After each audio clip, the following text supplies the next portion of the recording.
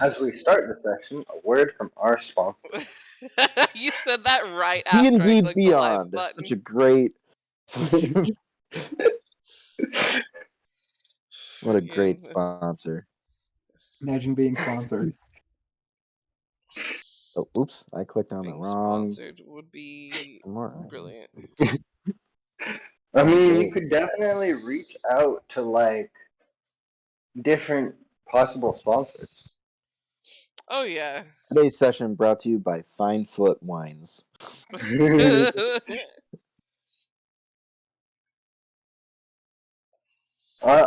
I feel kind of bad for Finefoot actually right now because it's looking like if we end up either the royal family might do something to where Finefoot has some problems, or what we do to the royal family might end up doing something to Finefoot. Shall we do a recap? I got a recap. Yeah, who wants to do a recap? Does anybody want a I got it. Okay. I got inspiration. Yeah. Oh, wait. Anybody want an inspiration? Yeah, I got it. Yeah, you can, go for it. Like. All right. There we go. After a night out performing at the heavy petting bar and brothel in front of the Varzan noble family, Sim was approached with an offer to perform at the noble wedding between the Varzans and the Summer Solstice clan. Meanwhile, Aegis tested out his powers of seeing through the eyes of his newly acquired Sweary bird and put on a display of strength and speed for two of the brothel's girls. The following morning, Victor restocks his at-home doctor's office supplies and summons his Raven familiar in order to keep an eye on happenings around the city.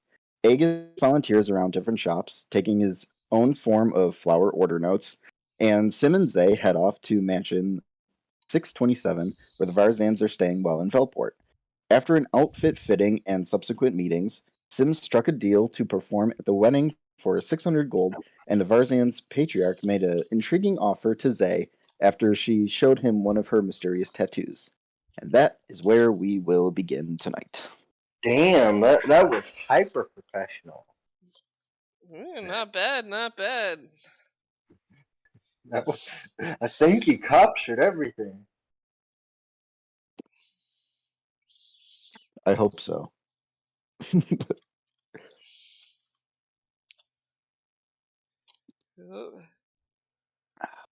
So,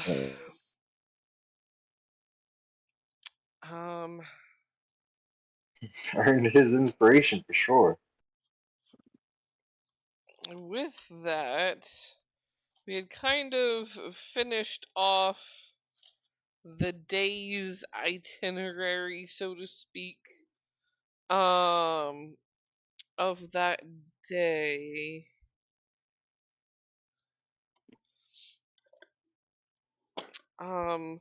So we will start session. We'll start off fresh. Everybody is bright-eyed and bushy-tailed, and it is the day before the wedding. The town is chaotic. Everybody's rushing back and forth to get things done.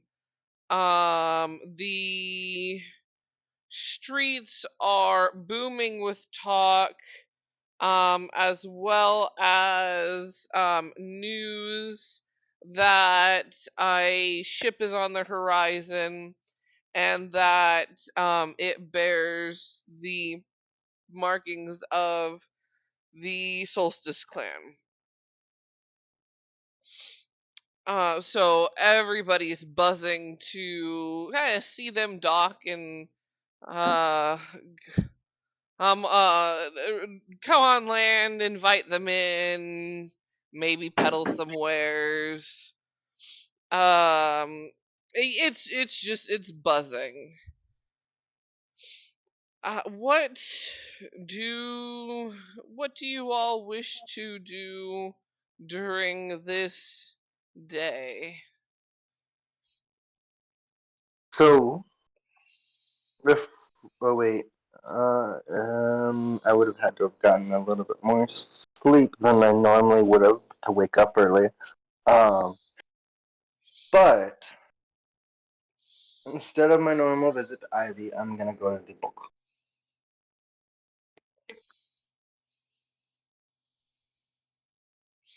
I haven't talked to the book in apparently a while, so Alrighty. and try to convince him to come out for a workout.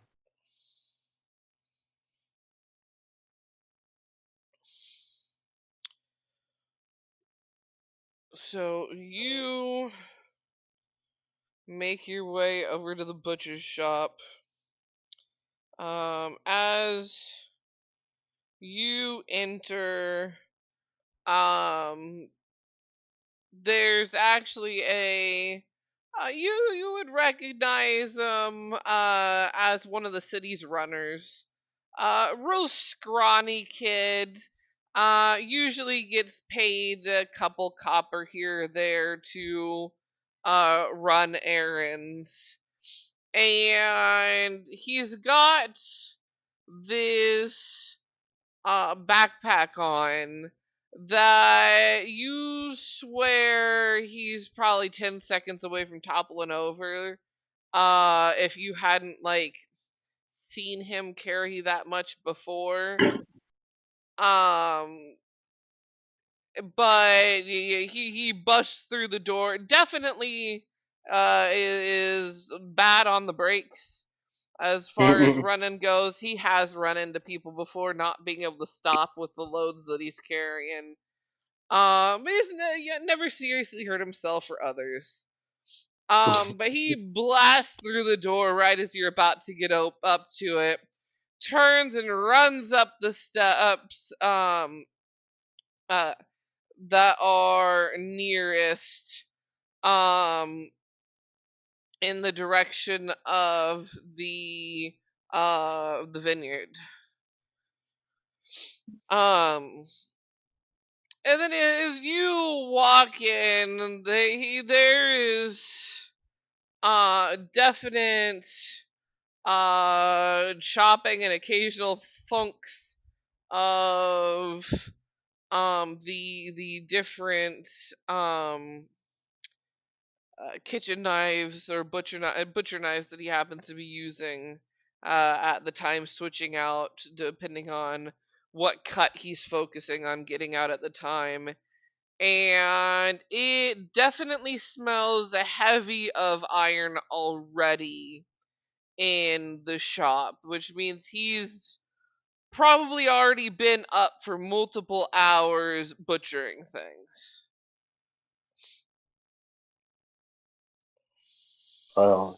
Damn. Okay. Oh, busy with royal orders. Is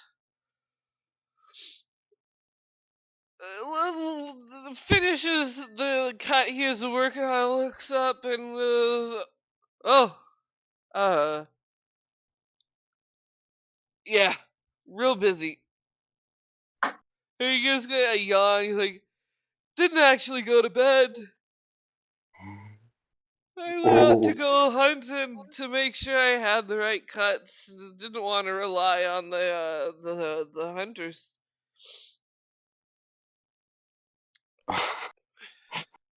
you And have he time. goes to like wipe his brow, but he just wipes more blood onto it instead of actually like wiping himself off. He just smears himself. And what can I get for you? Oh, oh, you have time. clear your head with a little run? He shakes his head. No, he goes. Right now, no. Too much too much to cut up. Evening run. Sure. Yeah. Can you Wait, wait? what? Wait, what? What's he asking for? He asked if you can wait to do an evening run.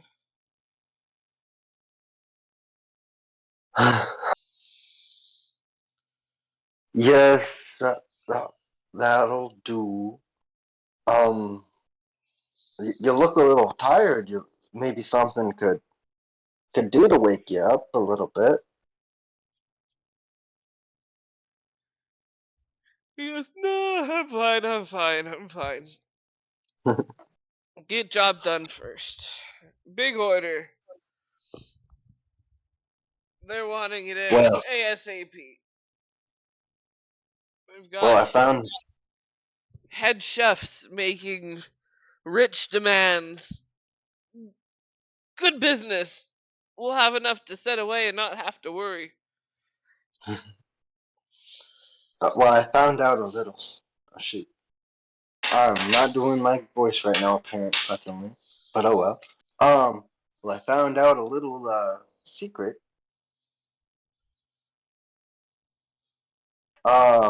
Well, not secret, secret. Uh, for weightlifting, some of the ladies over at the heavy petting zoo, or heavy, not zoo, heavy petting bar. Be petting zoo. Yes, it is. It is a little bit the zoo, the way that they have it there.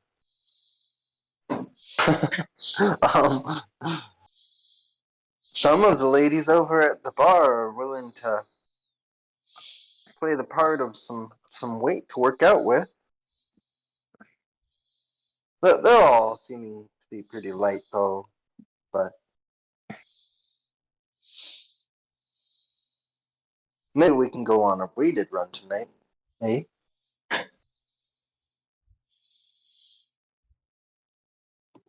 he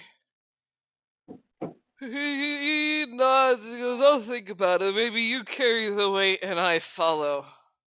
You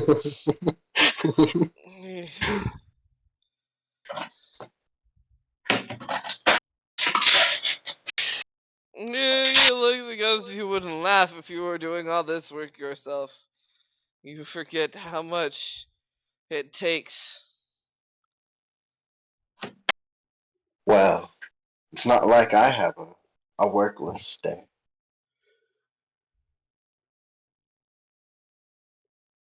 Well, I'll be seeing you tonight.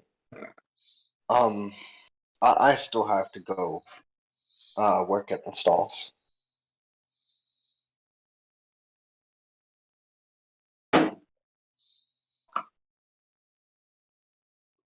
And on that He, note, he's gonna, well, unless he has something else to say. no, he just kind of nods and waves and gets back to cutting. Okay. Yeah, he's gonna probably head down back to the pet store or wherever the animal family needs help to work on stuff and volunteer somewhere.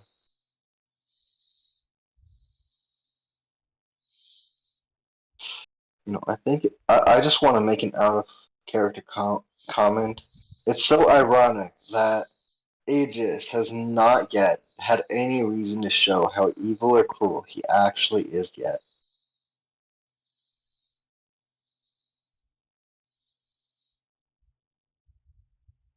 But anyway,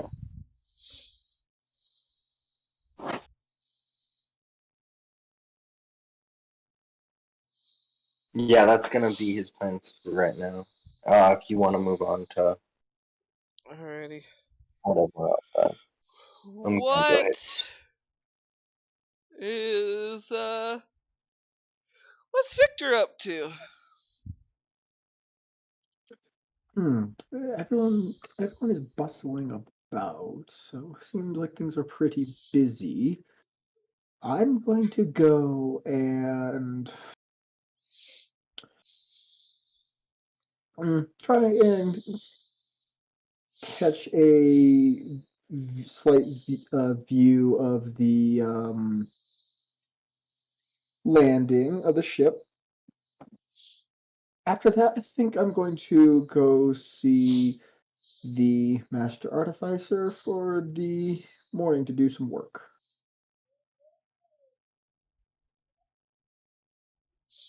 Alrighty, so you are able to catch when you go down to the dock ward. You are able to see. It is getting quite close now. There were rumors of it.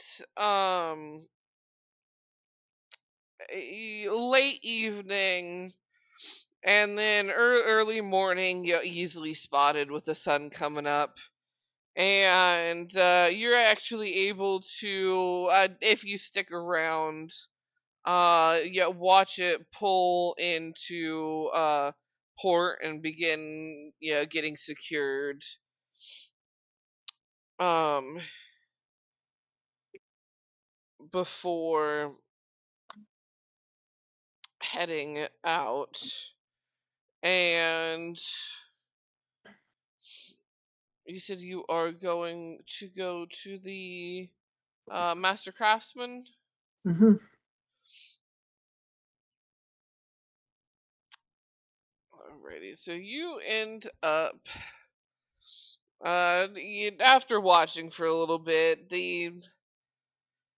it's probably nothing you haven't seen before. Lackluster uh docking of a That ship. It's just the circumstance. fact that there's a noble on it, sort of thing. Mm. And as you go, you end up leaving and um going to Avrit, who How do you spell that? uh, Avret.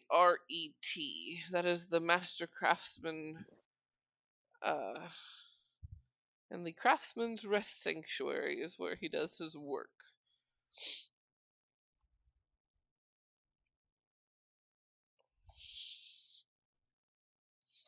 If Hmm. you,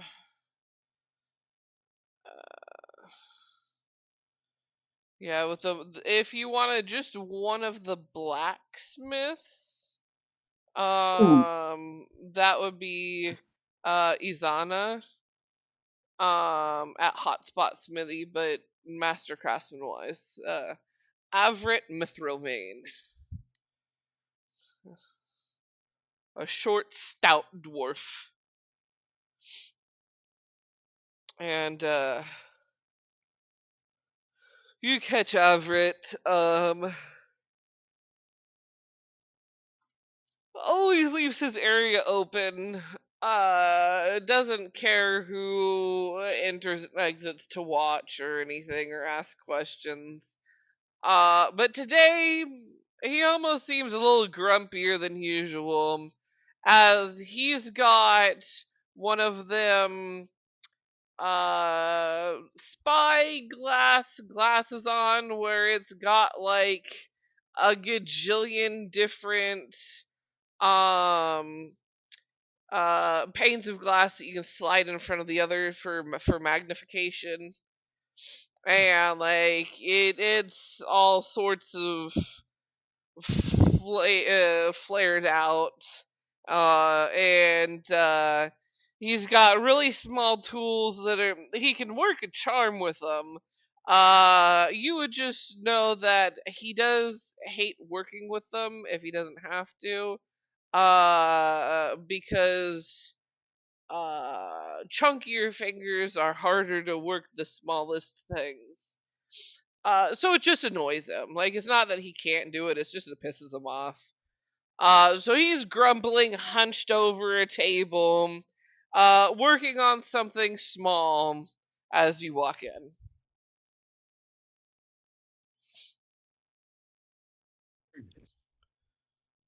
Good morning, Everett. How are you this day? You get some stupid small.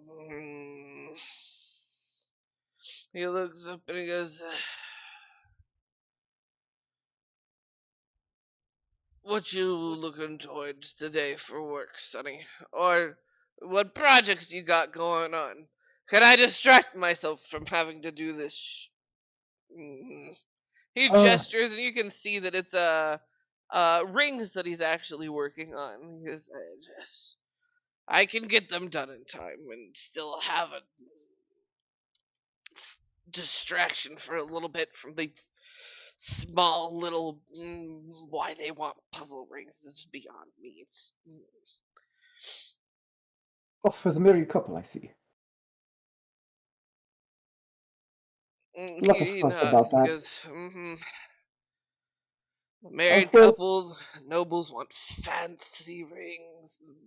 they always do. They can't be satisfied with the finer things in life. Ever. At least they pay well. Now that's the truth.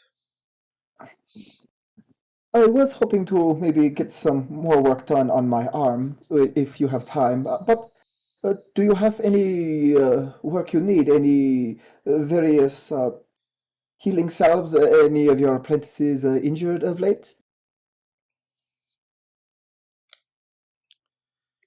He goes,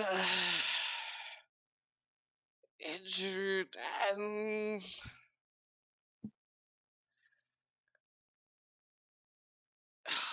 I don't know where he. I think he just went to the regular hospital.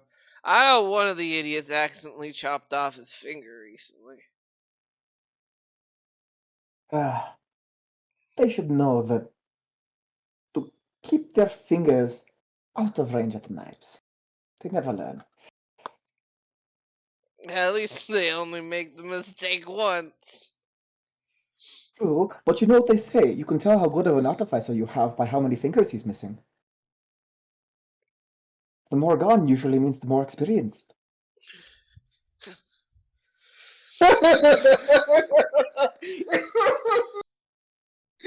I'm sorry. That's also how you can tell a good cabinet maker.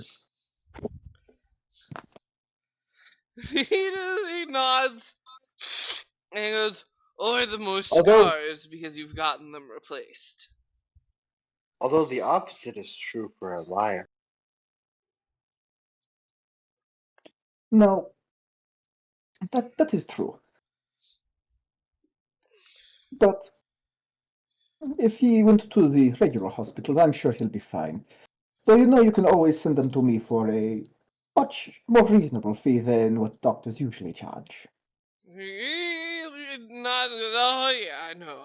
They just don't listen sometimes. And to be honest, when it happened, I wasn't in the office. I was down with the sniffles, is what they think.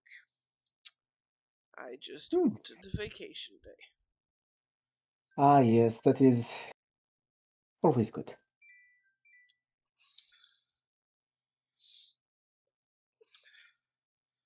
But if Because I could get you to take a look at my arm, I've been impressed with the functionality you have implemented so far. I was wondering if you could maybe tune the fine motor skills a bit more.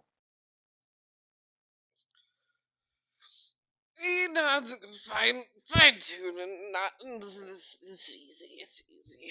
You just gotta He hobbles over to a cabinet and pulls open some drawers and goes, the finer bits and bobs. They'll just need a little tweaking, maybe slight replacements from any of these drawers if you want to have your hand at Definitely, and I will go over and put my hand in there for him.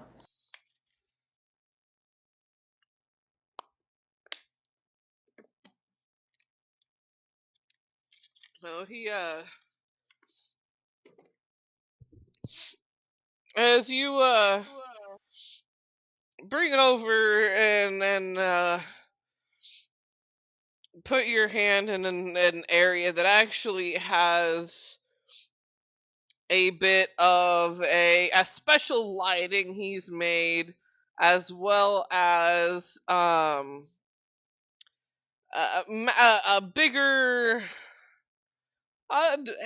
it's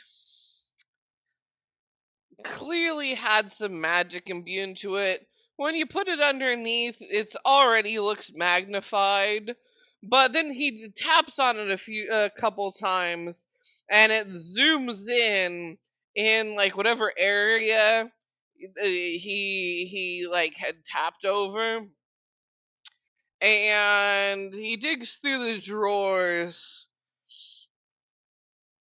as well that he had pulled open next to that, and fiddles for a moment, pops some things off, tells you to hold some things occasionally, or screw here, hold this here, with the arm that's not being worked on, and or like hold this piece while I grab this. And it kind of in the zone. He's also you've noticed this. He, even if you ask him to or not, he explains every step that he's doing. You know, because he's been a master craftsman for so long, and taught so many other generation of craftsmen, that he just does it out of habit now, whether or not you want him to or not.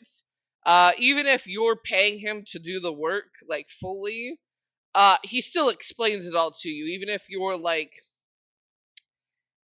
your job is at a librarian and you have no clue what the hell he's saying. He's explaining it all. Like,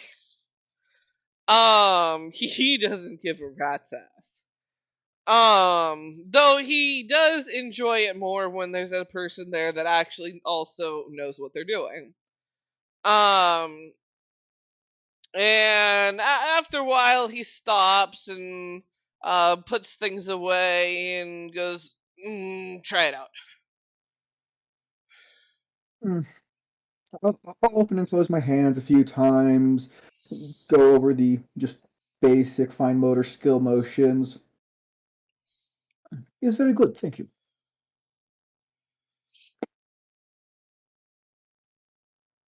He goes, Good, good." He goes, "Now, to go back to this piece of garbage." And he goes, "It's not garbage. It's not. They're very pretty and they've got meaning. They're just pain to craft traditionally, and that's what they want. So here I am." I wish you the best of luck in it. I'm going to turn around and go out looking for a underworld contact. But that is all I'll do for the moment. Alrighty. We shall go on to one or the other or both, if you guys are still going to pal around together. Sim and Zay, are you two going to pal around together? Are you two going to do your own thing?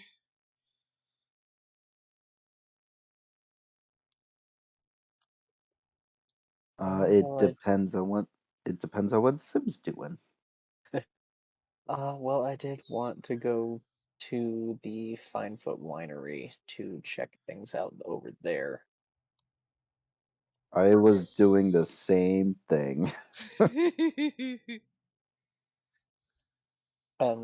Like see where they want me to perform and everything like that. Alrighty, so you both head over to Finefoot Winery, and It is controlled chaos. There are halfling, some more regular looking, but uh, few regular looking than more. A lot of them are green toned, though that is known for this particular family. And there are also some a whole star mixins running around that you also would know are part of the family. This is very much so a cow humanoid, in halfling mix family. Since their great grandpappy sort of thing. Um, many druids and clerics of Sinra in this family, and thus the green tinting of their skin and hair. But you both walk up, and at the gate you are greeted, and by a younger family member, and she looks at you both and goes, permissions, please. Do you have your ticket or card of entrance? I think Sim had I Yeah, hand you the had it. card over. Yeah. Oh, by the way, did Sim split any of the money with Zay at all? Oh yeah, he would have. We just didn't get to that. I know. I just didn't know. I didn't know how much. 'Cause it was 300, so he probably would just split it 50-50 to 150. Oh, very generous. Okay. I'm not dirt poor anymore.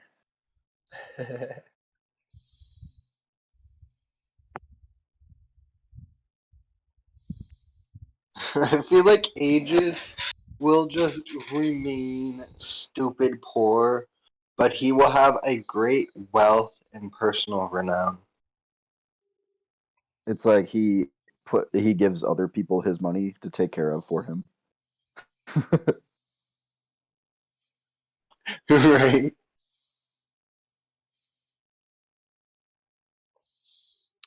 Also, it is Buttercup who is at the gate. I don't know Buttercup.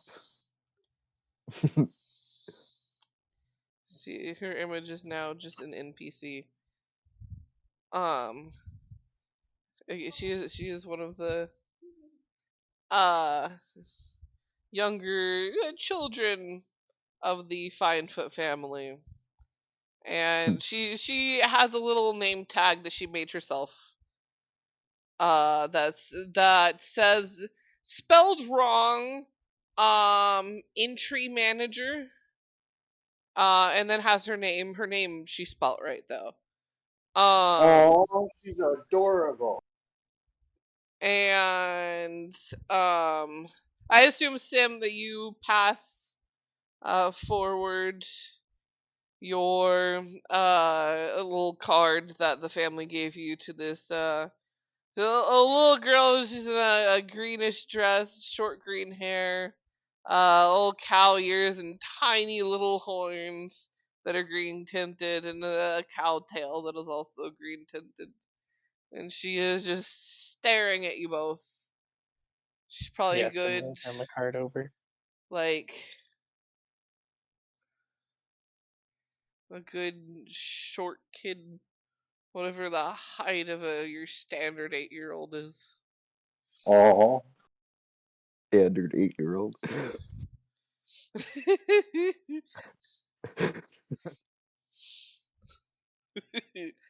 standard Yeah. 8-year-old or standard 8-year-old of her species?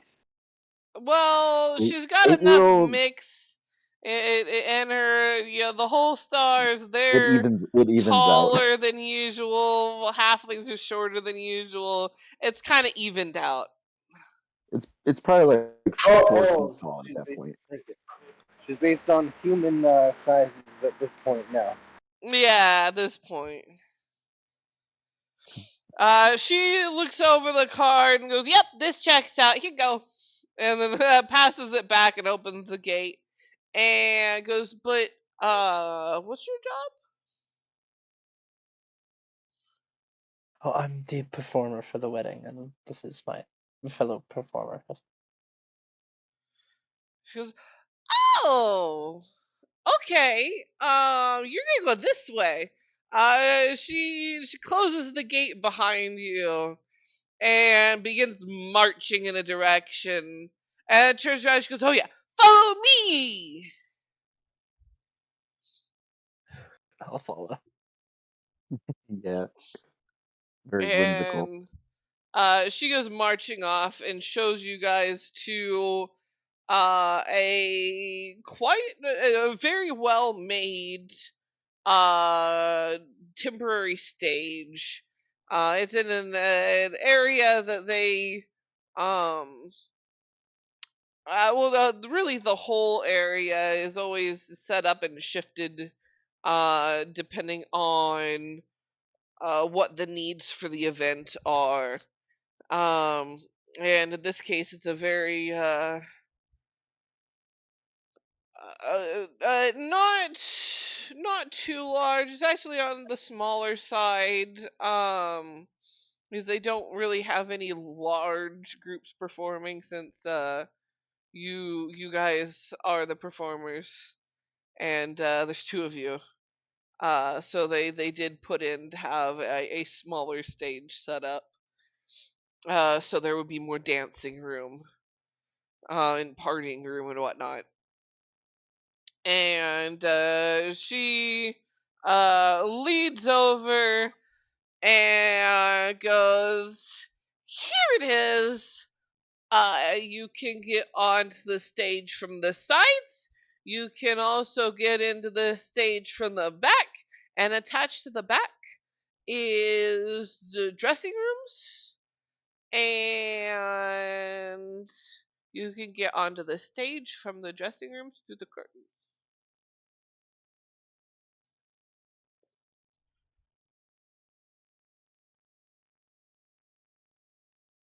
All right. Well, thank you very much. I think we'll take it from here and just kind of look around and see what we'd like to do. She looks at you guys and nods and says, "Okay, see you later. I gotta get back to the gate anyways," and then bolts. Like full speed run back to the gate. And now you two are in the gardens, in front of your stage. So it's an outdoor wedding. Yes. You do see some of it is being set up. It is very much so indoor outdoor. The winery itself is being set up to have like some of the tables inside for more of the like fine dining experience, where there are also tables outside for like lounging around and gathering. But outside there is an area for the ceremony itself, which will then be the chairs will then be moved by those that are working the wedding to make for a larger dance area.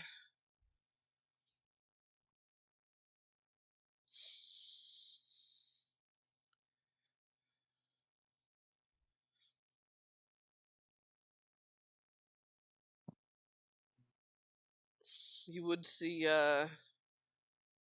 Ivy out and about, setting things up, setting up different archways and attaching different floral decorations to the backs of chairs and bouquets on tables. Is there an Elwyn around? Where would you would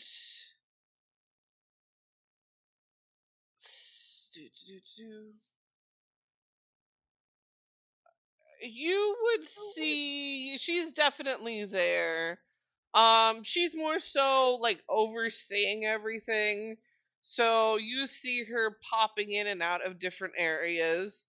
And eventually she would spot you guys and come over.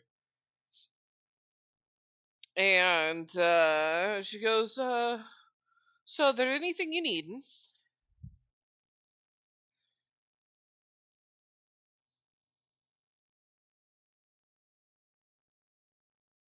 Uh, Sim, will we need anything? Or just the instruments? Yeah, no, I don't believe so. I mean, we kind of just wanted to check out the space. Maybe get on and check out the. Or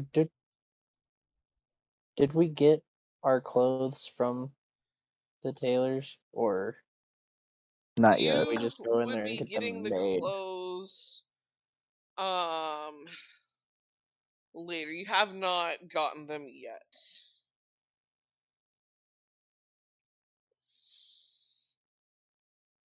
Okay. Um, could we set up the delivery um, of our outfits for the event to the dressing rooms? She as you're talking, she's nodding and writing on a clipboard, like notes on a clipboard. And she goes, yeah, yes, that can be it. Nope. I almost went into the Russian accent letter for other NPCs that are coming in later. Uh, she goes, that can be arranged. All right. Elwyn, do you know much about the Varzan family? Like, what they do? How they became a noble family? Sh- uh, It has to do with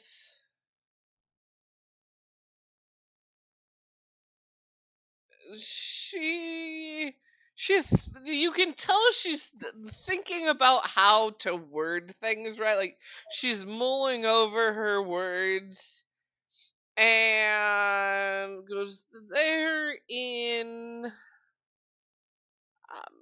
management of a lot of businesses, and because of that the royal family likes to have them very close to them.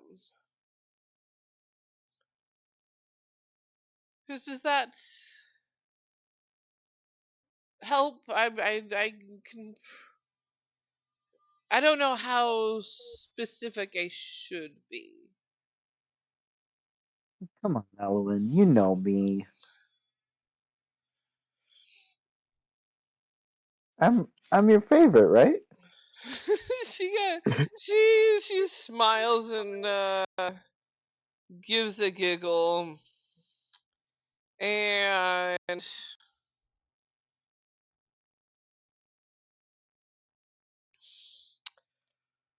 she goes, okay. So, you know Lavender Moon, the magic shop? Yeah. Oh, they own that shop. They also own um oh, Lulu, oh god. She just rolled off my lap and landed directly on her head. Are you okay, sweetie? Bonk. Crazy She's cat. acting like it didn't even happen. I need I need to pad everything for her. She was they also own a few. She goes, I wouldn't know exactly which ones. Um, but a lot of the companies that do ship magical materials and um items, they're they're kind of they don't. It's more like they're corporate. The different companies, they can work how they want to work as long as they don't cross or break any of this family's rules. And they let those families do as they please as long as they don't fall out of line. Um they also do business with I've got to pull out the other continent's notes because I don't remember the name of those people off the top of my head. Open. Load. Nope. Not the citizens. I want the nobles.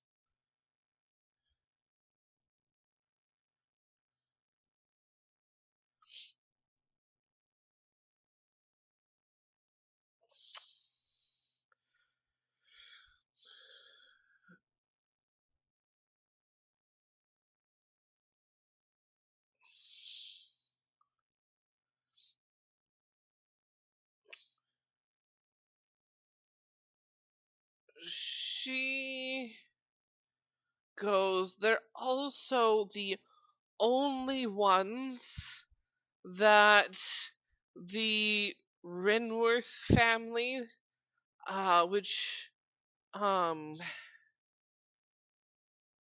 if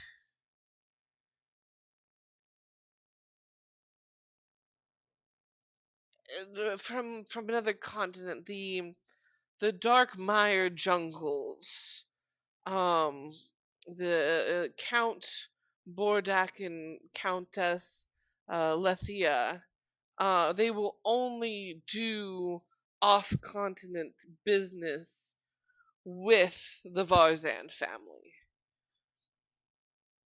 They're the only ones they trust with their clotvine serum.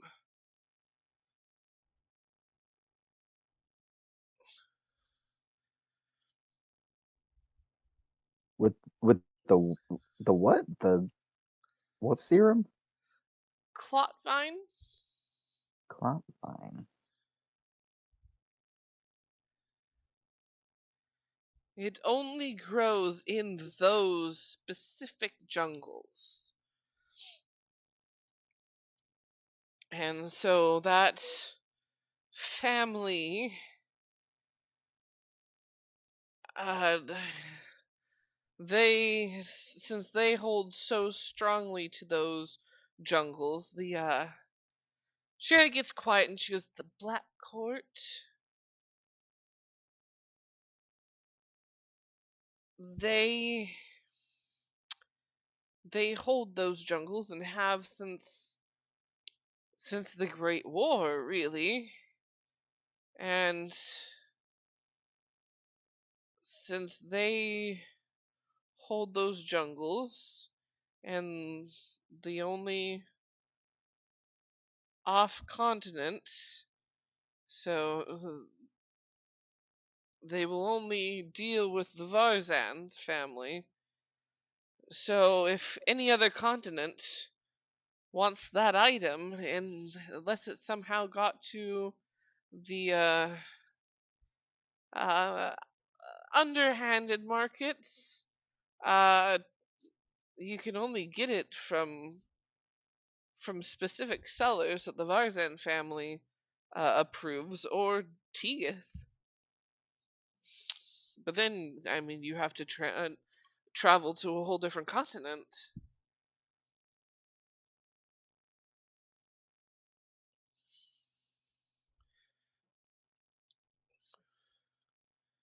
Zay just kind of looks over at Sim and just mouths, "Wow." Sim just kind of like raises his eyebrows a couple of times.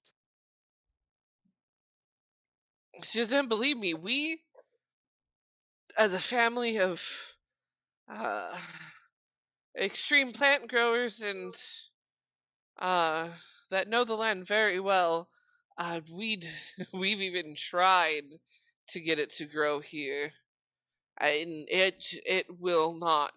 the the plant the soil isn't deeply blood drenched enough for the plants to survive. Oh,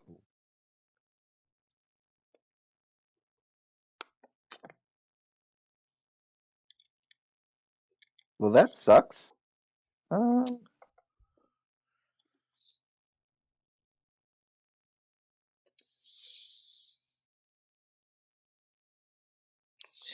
But well, on to lighter things. Anything else that I can help with? Should probably check on others to make sure their preparations are going well, and that the private chefs aren't burning down my kitchen. I think we just wanted to look at the space. And if we're having our outfits sent here, then we should go to the outfit shop, Sim, and get that squared Yes. away then.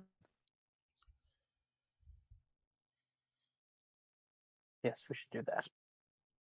She goes, well, if you're having them sent here, we have a runner going all over the place. We can just send them with the list of all the outfits that need to be brought here. Have you two Oh, added to that? well, thank you very much.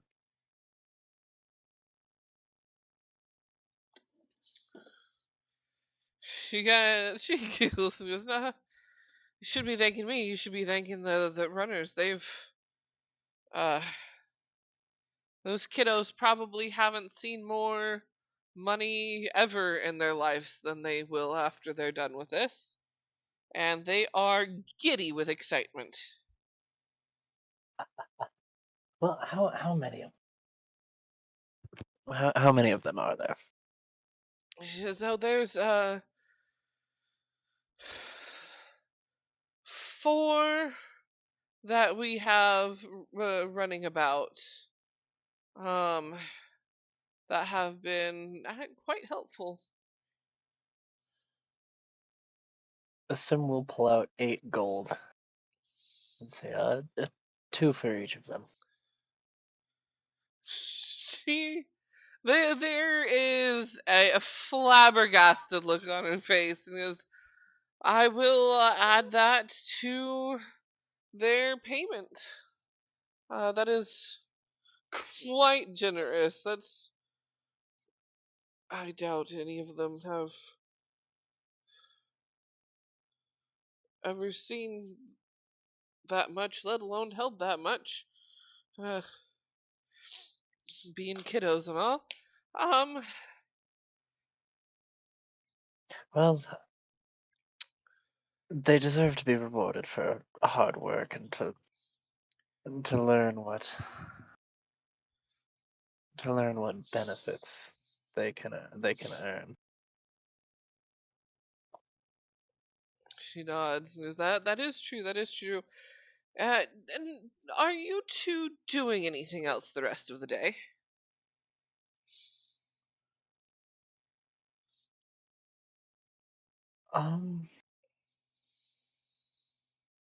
Other than preparing for the performance, I didn't really have many plans.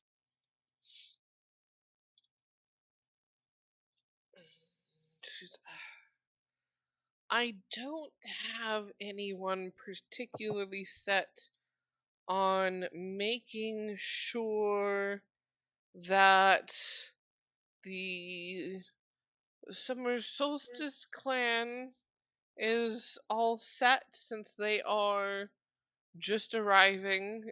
They should be docked by now.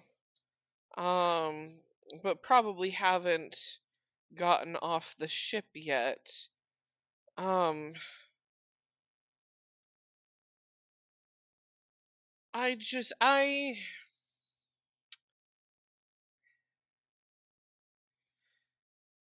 could throw a few extra coin your way if you wouldn't mind checking in on them and seeing if there were any specifics um that needed to be delivered here, as well as if they wanted to be shown the venue beforehand to graciously uh, lead them here.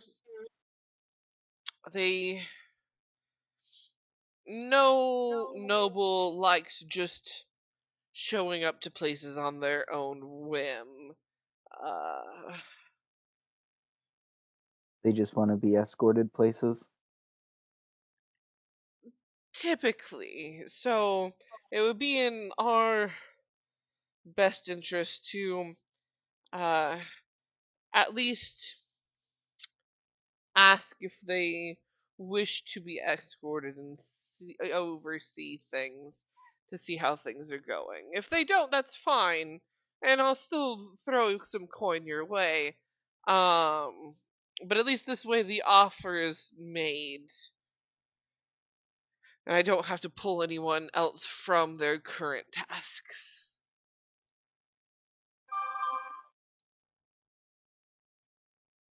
Well, I certainly wouldn't mind getting a chance to get to know them before the performance. So I I wouldn't mind. Zay, would you be willing to accompany me? Of course, Sim.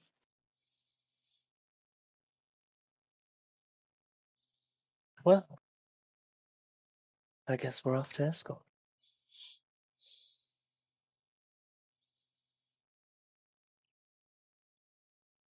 Alright, so as you guys go down to the docks, we'll break off again and see what Aegis is up to.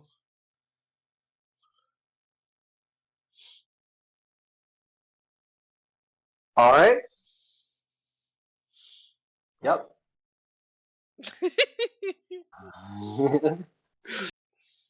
A complete turnaround from whatever the hell was going on over there. Um,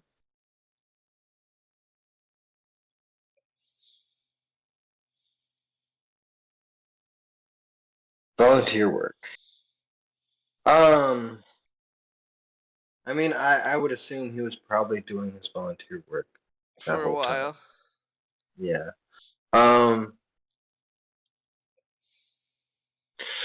After that, as much as he'd like to probably visit Ivy, he most likely doesn't have time. Um, instead, he'd probably go towards.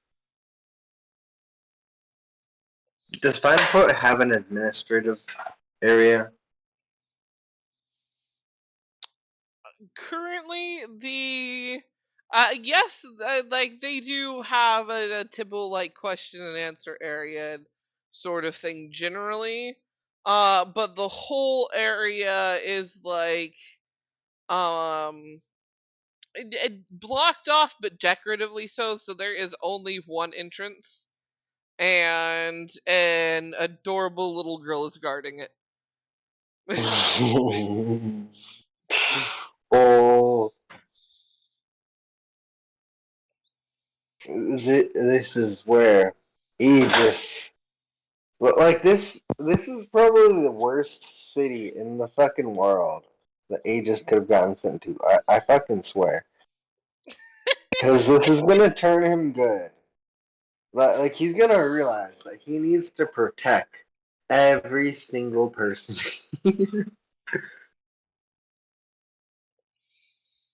um, but anyway,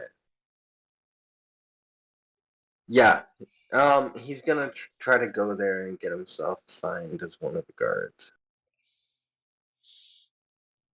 Okay, so you walk up to the gate, and you are greeted by Buttercup. Her name tag probably spelt similarly to the way Aegis himself would spell things. Except for her name, which again she spells her name correctly, but everything else no.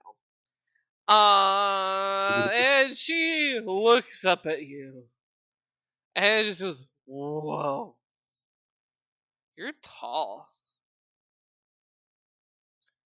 He looks back at her and says, "Whoa, you small." She giggles and goes, "That's because I'm not grown yet." She goes, "Do you Oh, have your entrance pass?" ah, I looking to get hired. Oh, He nods at her assuredly. okay. One moment, and she doesn't wait for a response. She darts off, and you hear her shouting, "Mom! Mom!" as she's running. "I got a question!" And after a moment, she comes back, dragging a woman that is more on the whole star side of things. Green spots abound, and looks you up and down, and goes, "My daughter says you're looking for a job." Yes. Uh, you have the more royalty coming. Yes. Yes, news has gotten around about the noble wedding. Now, I assume by your statue and those muscles, you're looking towards trying to get one of the guard positions. Yes. Because we do still have a couple of those positions open. Do you have just a solid black outfit you can wear? We want you to be kind of inconspicuous. All the guards, that is. No. She goes, ah, you are green though, so that'll blend in with the background pretty. How about black pants? You got those? Like what? Pants. Oh, uh, no, no. I could ask the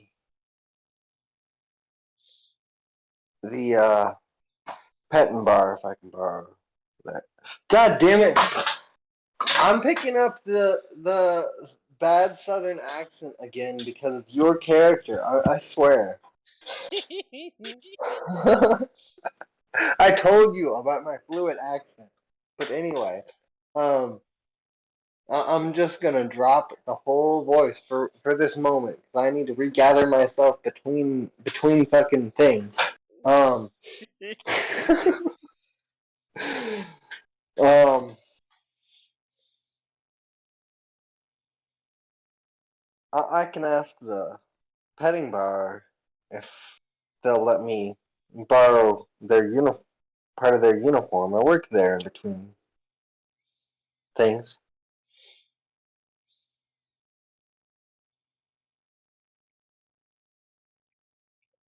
She is, oh, yeah, if you ask them that if you've worn one of their outfits, that'll definitely work for you. We'll, where would we, but we'll position you a day of. Just be here tomorrow morning bright and early, alright? Alright. Alright.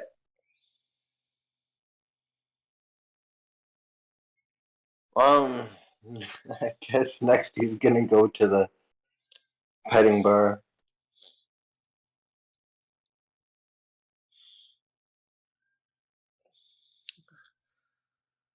He will go to the petting bar, and as he's on his way there, we will shift back to Victor.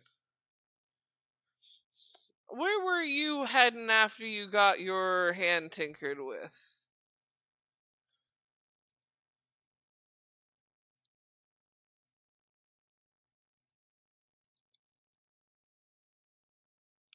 Are you dead? Have you died? Oh, Victor said 1 sec. So it might be Oh, best to okay. go ahead and give the other two a moment to be characters. Oh, yes. Okay. I was on the different screen with Buttercup's image up still. I didn't see the 1 sec alert. Yeah, we'll just keep on with you heading to the heavy petting bar, and you enter and are uh quickly greeted by Candace and Liliana. And both of them in rapid succession, asking what you're doing here, if you're here to guard tonight, if you were gonna pick them up again, carry them around because that was fun. Um, Oh, yes, I will before tonight's shift. Um, uh, can I borrow the uniform for the guard for the rest of the day? Maybe a little bit more. It does include black pants, if I remember right. they not nod and go, "Oh yeah, black pants, black shirt."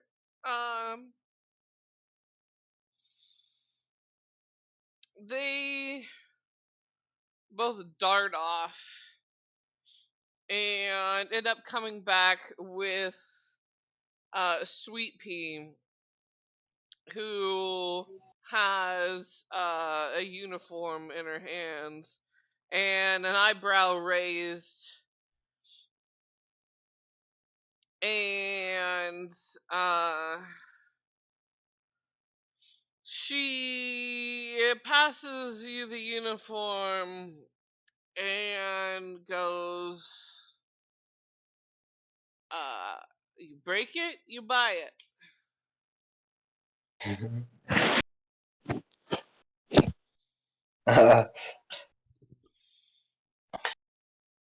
Thank you. Um, I'll see you tonight. Another small favor. You think you could ask more than just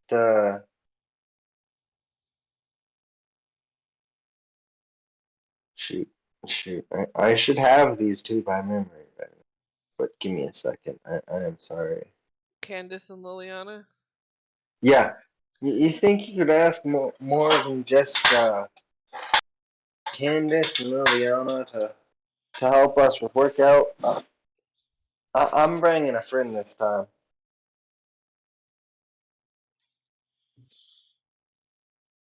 She looks at you and goes, "It depends on who's working. Can't guarantee nothing."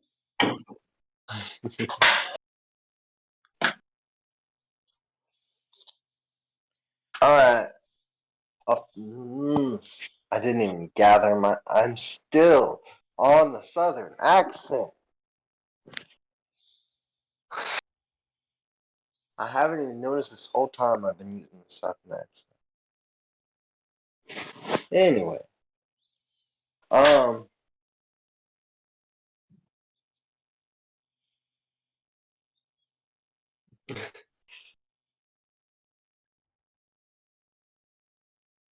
all right. I'll see you tonight.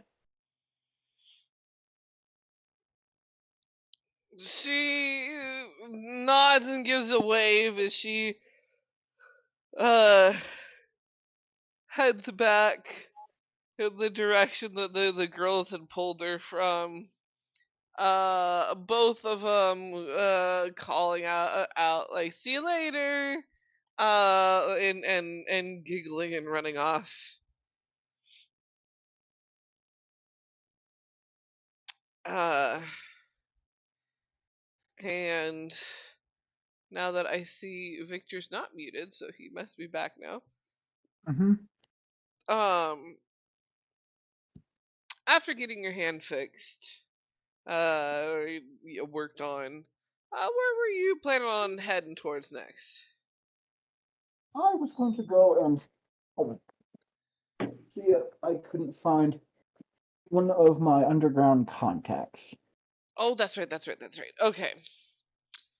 Um, you would know that the best place to look out for your contacts would be off of, oops, no, back open screen.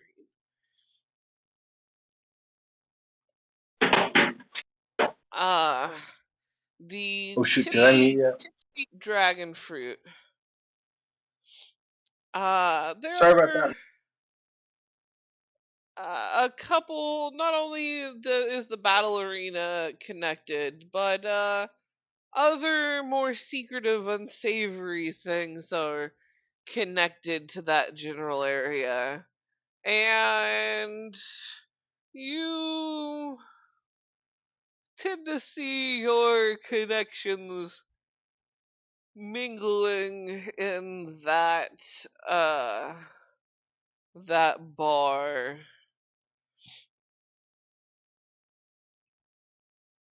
and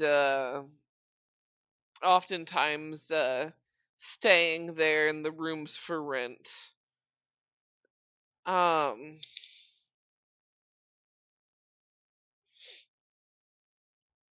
so as you head there, how about you make a perception check? Okie dokie.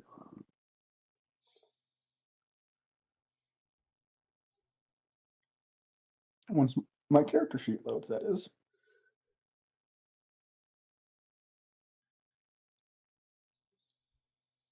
Perception. There you are. That's a 4. Oof. It's harder to spot people because of how dang busy it is. Um, you think maybe that because of the busyness and the nobles around, that maybe those who are trying to do business on the down low, maybe they're hiding out. Maybe they're there and it's just so busy it's hard to spot them.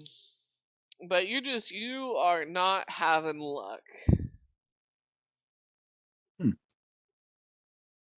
Well, then if I can't find anybody that I'm looking for, I'm just gonna go to the blacksmith. Alright, so yeah, you go to Hotspot Smithy, and that is one place that is, no matter the temperature outside, it is squelching hot inside. Always a roaring flame.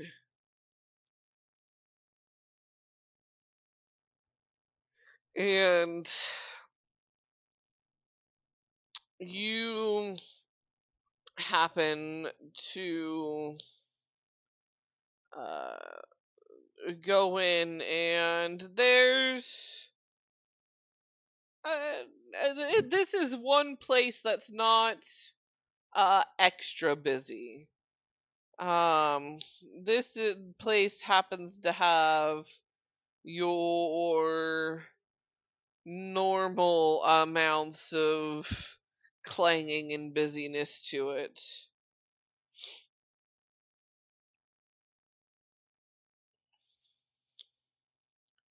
So just regular blacksmith shop then. Mm, I'm gonna go find a free smith or a vendor at the front if they have that. Yeah, so you do up at front is one of their workers. They do have a rotation. You do see one of the more regular blacksmiths, Izana, in the back, more towards the fires, stoking something at the moment. Um, getting too hot, too burning hot to tell from your direction. But Izana's got something in the fire that she's gonna be whacking on soon enough. Um, but those up at the front, um, one of them kind of greets you and goes, "What's your business today?" Hmm. I was hoping to get another brace of throwing knives and maybe some brass knuckles as well. My knives are getting a bit dull.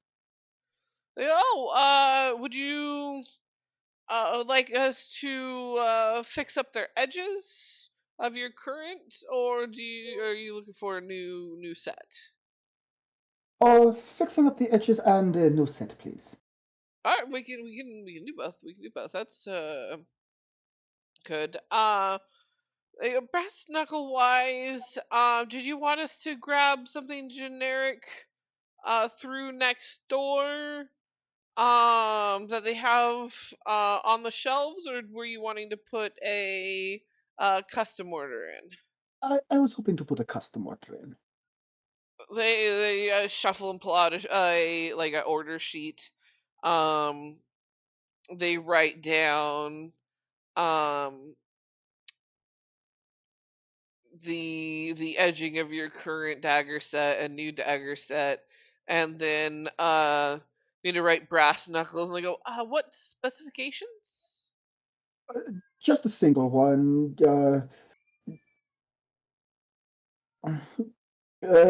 Some things that can fit in my hand. I will write out the dimensions that I am looking for. Regular flat heads.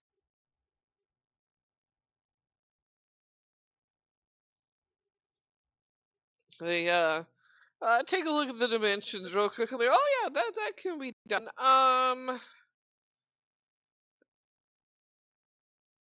Yeah, we have enough working today, and it's actually kind of slow at the moment. We can have all this done later tonight for pickup, like right before we close. Oh, that would be good. How much would it be all? They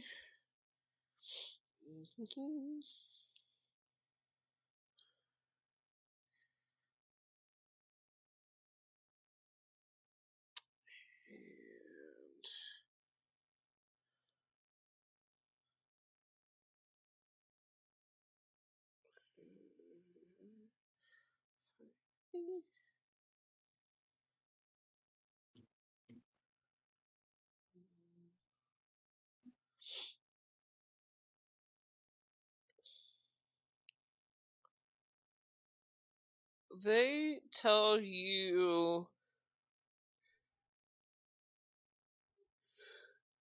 it will be a total of 7 gold for everything. How much gold? I kind of cut out for that. 7. 7 gold? Yes. Alrighty, I will put 7 gold down.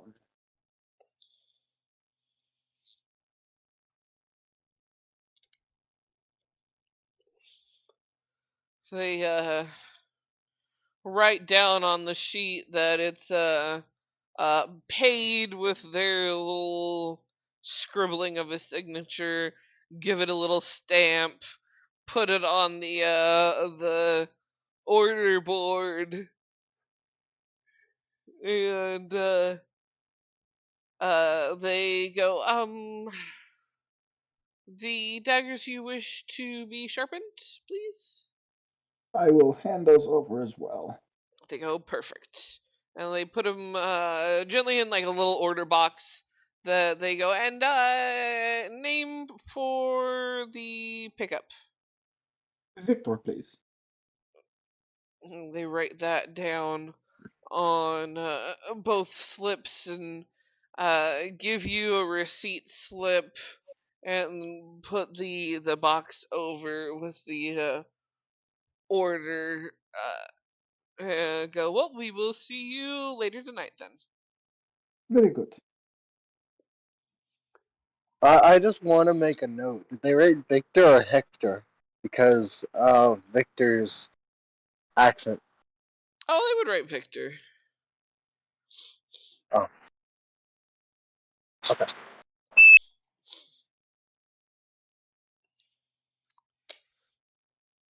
They work with a plethora of people enough to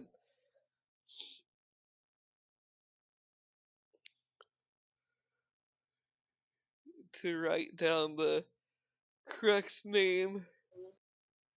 Um, but with that, we shall um pop back to, or Victor. After placing that order, where would you be heading off? Mm, After placing that order, probably back to my shop because there's a lot of people in town. lot of people mean stupid stuff happens. Stupid stuff means business. Definitely does. I made some rolls. You have a line at your door.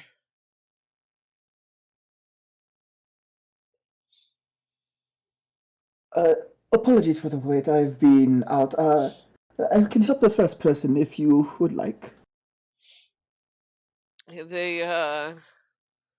there is a person that rushes in. It's a mom that is freaking out. Um they can't afford the regular hospital bills. But little Timmy has shoved beads in his ears and cannot hear out of either of them. And you can tell this by the little boy when he goes to ask his mom why she's so upset, he's shouting. Um I see. This is a relatively simple fix. Come in, come in. I have the tools for the job.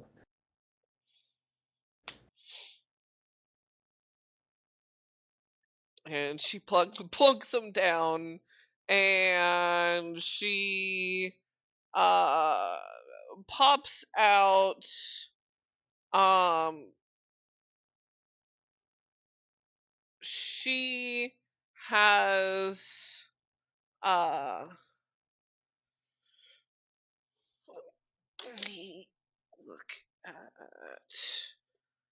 she has 4 silver coins, and she's like, after the necessities, this is all we have for the next couple of weeks. That's why I couldn't take him anywhere else. You can help him though. We can't. He's yelling. No, of course I can help him. How much silver did you say? 3? 4. Okay. And I'm going to take a pair of long tweezers and very, very carefully and gently pull the beads out of his ears. Roll me either medicine or sleight of hand.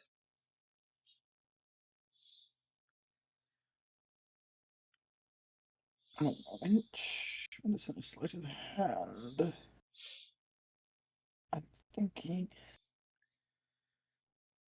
I will roll medicine. Hey, that's a 21.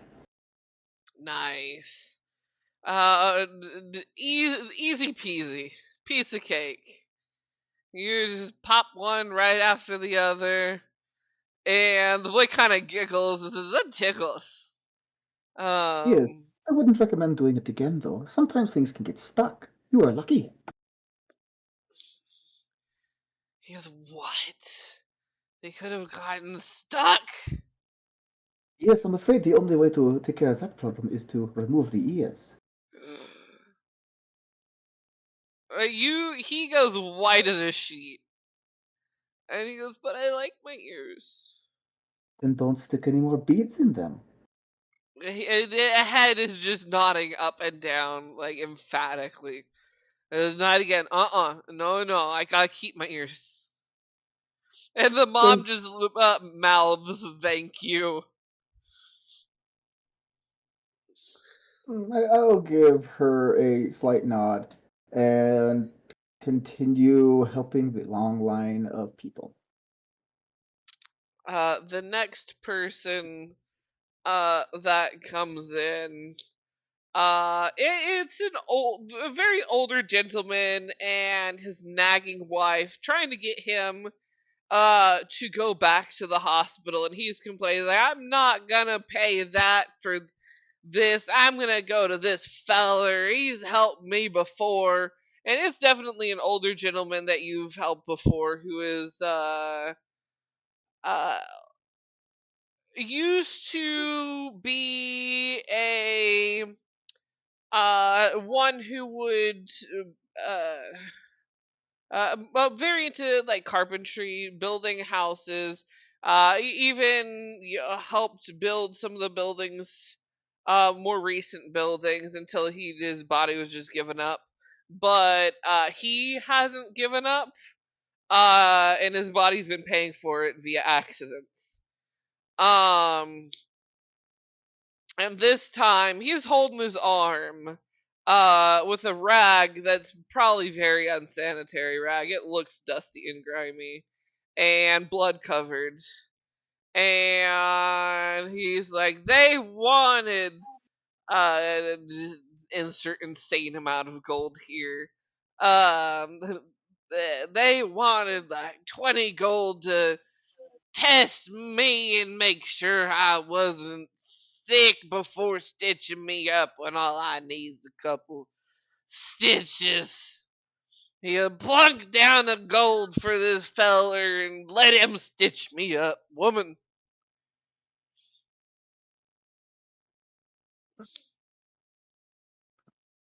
I will look over at his wife. Do not worry, I will also sterilize the wound. He will be fine. I have done this for him many times. She opens her little coin purse and pulls. She passes like 2 gold over your way, and just kind of steps back a bit. So you can tell she is nervous and white as a sheet. Like she tries to look over at his arm, but goes paler, and then just kind of takes a few steps back and goes, I'll be waiting outside, hun." And she waddles on out, and you roll medicine again, or sleight of hand. Either would work because Oral medicine, they're the stitches. same one. Yeah, That's a 12. so it's not your best work, not your worst work. You get the job done. It's a little hard. He's a little more shaky today than usual. You've seen him enough times to know that some days he's just got the shakes and can't make himself stay still for the life of him, and that makes it harder. But you get the job done, and it looks he's cleaned up and stitched up, and the bleeding stops and everything. And Oh, he gives a just need to get the chuckle blood and he out of his goes, foot. "You know I'll be back." Oh, yes. I'll see you probably next week around the same time. He chuckles and nods and wanders his way out. And you can, from outside, you can hear him. It goes, "See, woman, it's fine."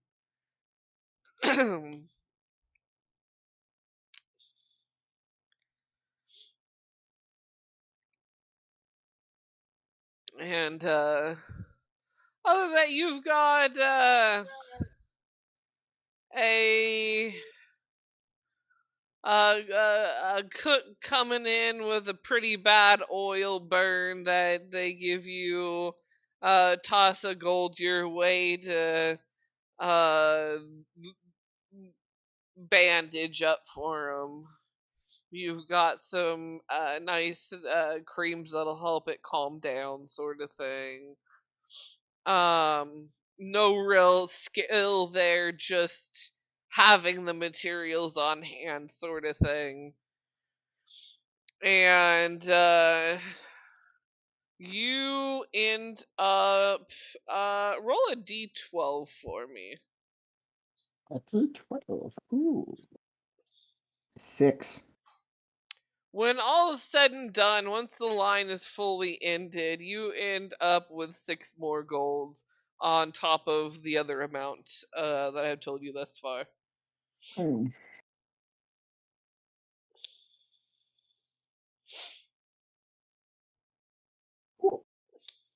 That is all I do, because I assume that probably took a decent while. Oh yeah, that it would have taken you a good while toward it, pretty much into the day sort of thing. Yep. Um, and with that, what the heck is that noise? Oh, someone's got a crotch rocket on the path outside. Little things. Excuse me, a crotch rocket? You mean the Yeah. Suzuki fucking motorcycles or Japanese make motorcycles?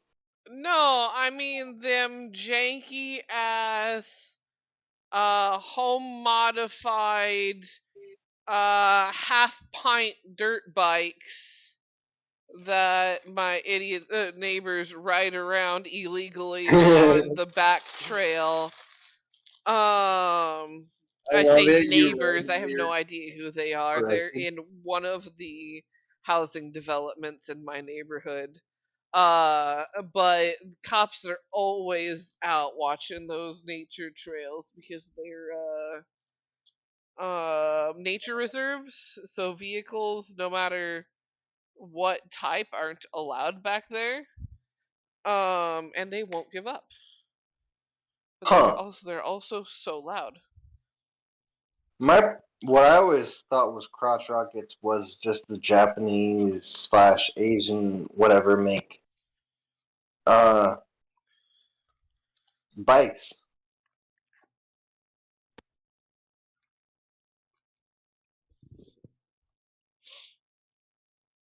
I probably similar background. 'Cause I always felt like motorized bicycles were stupid. Stupid thing in the fucking world. But that's my personal opinion, and anyone who prefers to ride a motorized vehicle, you can do so at your own personal self engagement.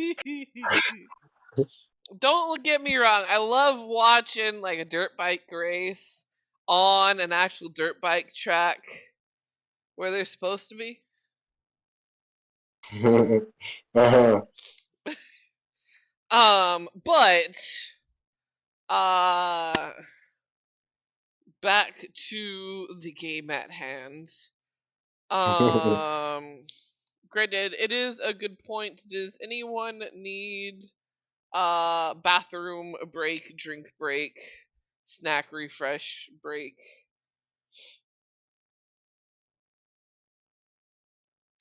Or shall we go on to Zay and Sim?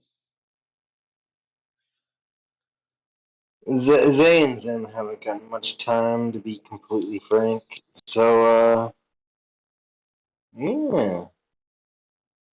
But I also take my breaks between smokes. So if anyone needs a break, I'm between character breaks. I take my breaks.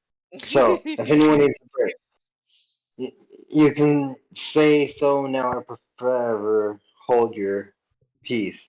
But Forever I hold feel your like pee.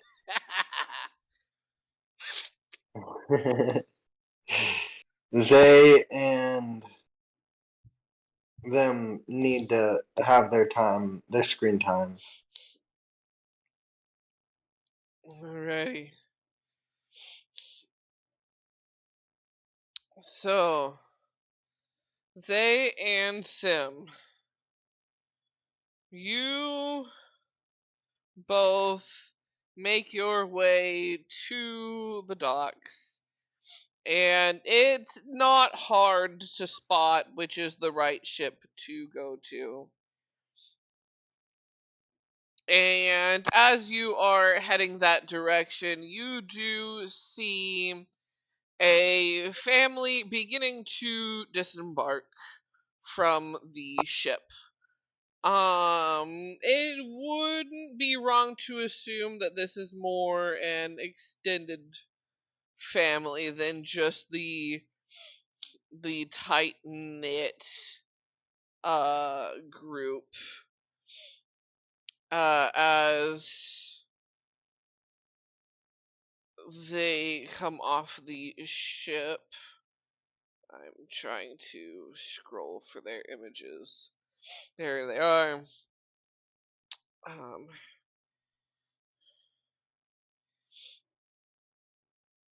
There's one.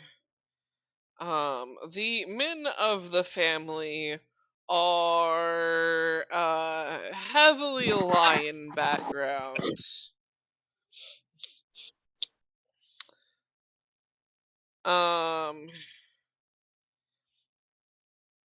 And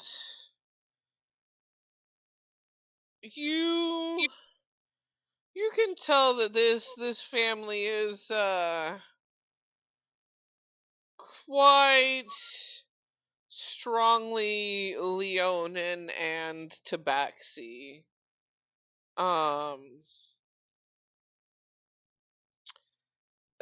mix, as they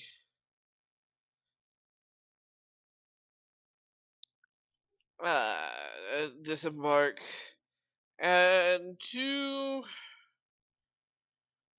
no, not that. Do you guys go up to them? Do you wait until they get further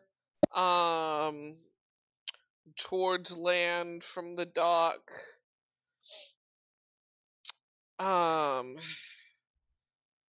Before going to greet them?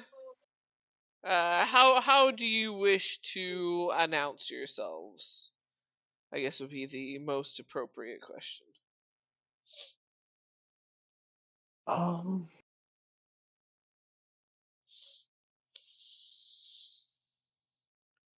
Sim would like to be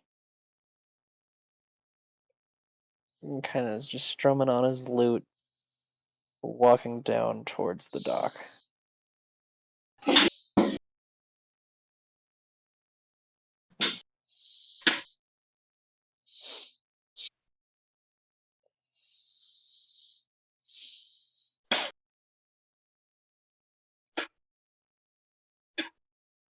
Kind of trying to catch them before they hit the end of the dock. As you end up getting closer towards them, you can tell they're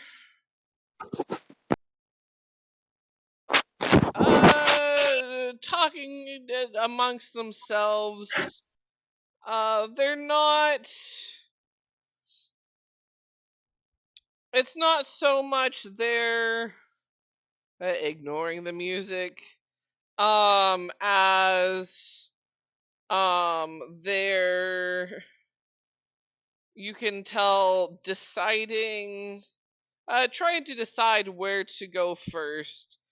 And by the tone of voice, as well as some of the statements they're making, you can tell they are not happy with the situation at hand.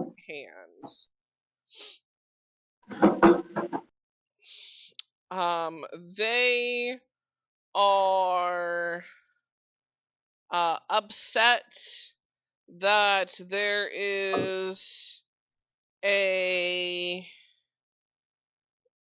wedding underway that will be happening shortly. They, under their breath, they're like, how dare this demanded be of us? Humanity. Oh shit. And roll, make a perception check for me. Perception. Yeah, perception check, please, Zay and Sim.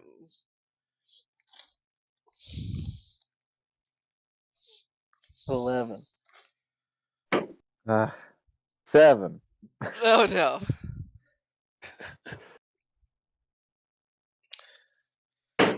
Well, never mind.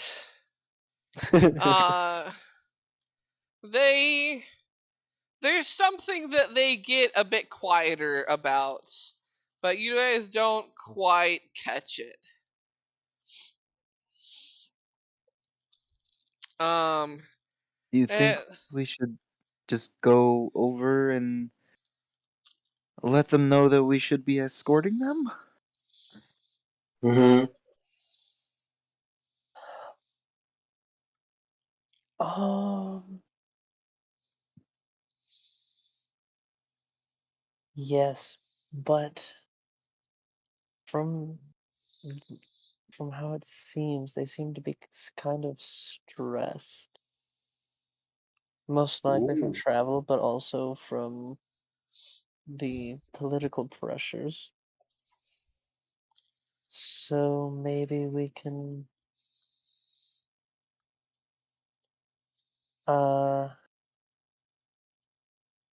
really help them get relieved of their luggage and then help them relieve their stresses.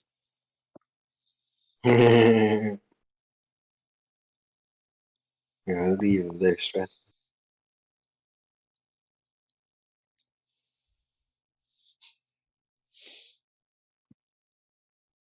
Well, all right.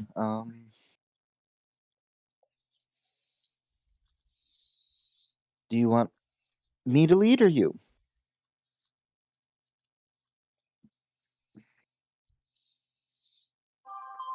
Um, well, I hadn't quite thought of a plan to leave, so if you have one, go right for I don't have one, but okay. Zay's just gonna clap her hands and just it. walk over to the group that's like approaching, I suppose, yeah, they and are just approaching, and as you kind of approach them, they notice that you are approaching them, and one of them pipes up, "What do you want, little Zay's just going to kind of like curtsy in front of them as best she can. She doesn't really curtsy as much, but in this sort of instance, uh, it has been requested by the Finefoot family wineries to have you escorted there to uh, show you the wedding venue.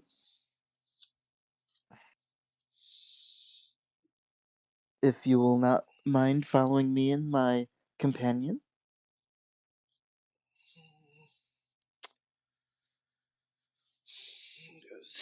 He an eyebrow raises and he kind of looks at the others and nods his head and goes, "Duh." Uh, Mm.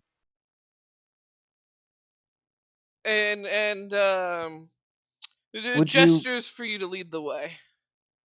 would you prefer the quickest route or the scenic route? Mm.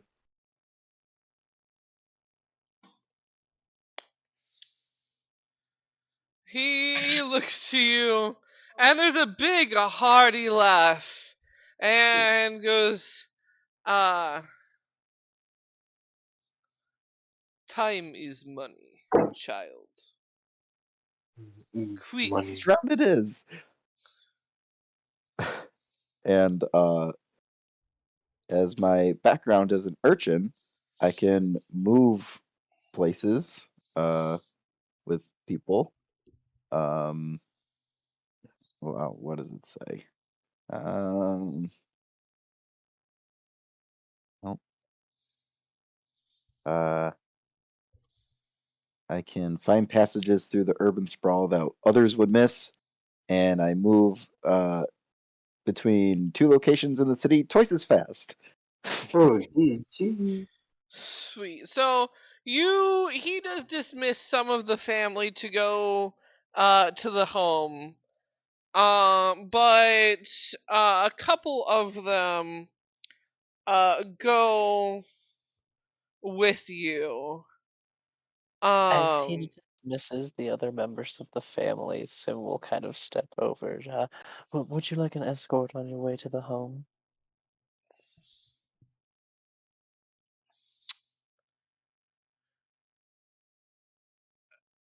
they kind of look at each other and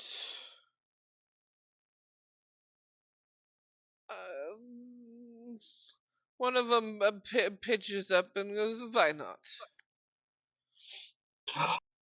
The elves have Russian accents.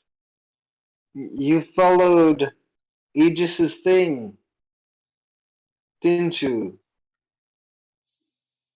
These are kitty cats. These are kitty cats. Wait, what? These are Okay, never Leonins. mind. My bad. I'm being wrong. I'm sorry.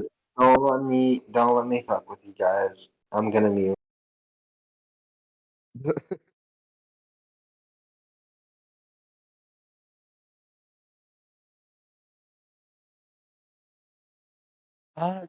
Would Sim happen to know which house he's looking for?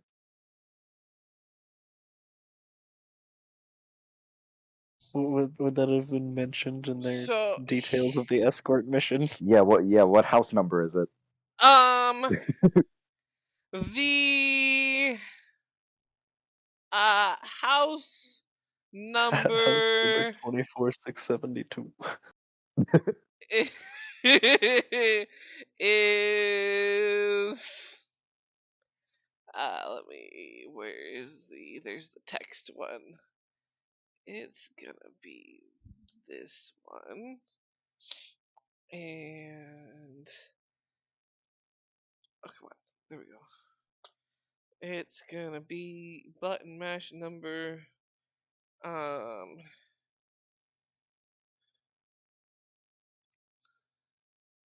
is going to be 673.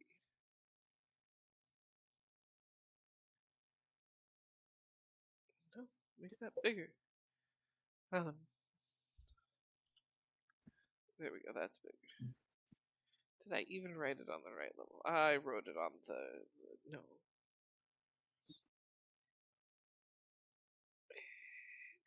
Let's go on the map layer because the numbers are not supposed to be a token. There we go.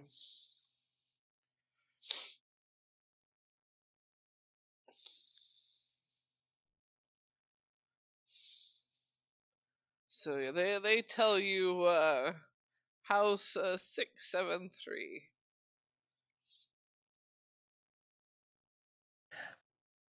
All right, and as they're as they're on their way there, just kind of playing just kind of a gentle tune as they're on their way there, and kind of nudging people out of the way with Mage Hand as they go. Beautiful. They is just kind of asking like the obvious questions like, so who's the lucky lady? When you How's ask your that, chicken? there's actually like almost as a quiet, deep rumble of a growl, almost not like at you, but at the situation at hand, and he goes, "That's not officially settled yet." Oh, well, an air of mystery then. Oh,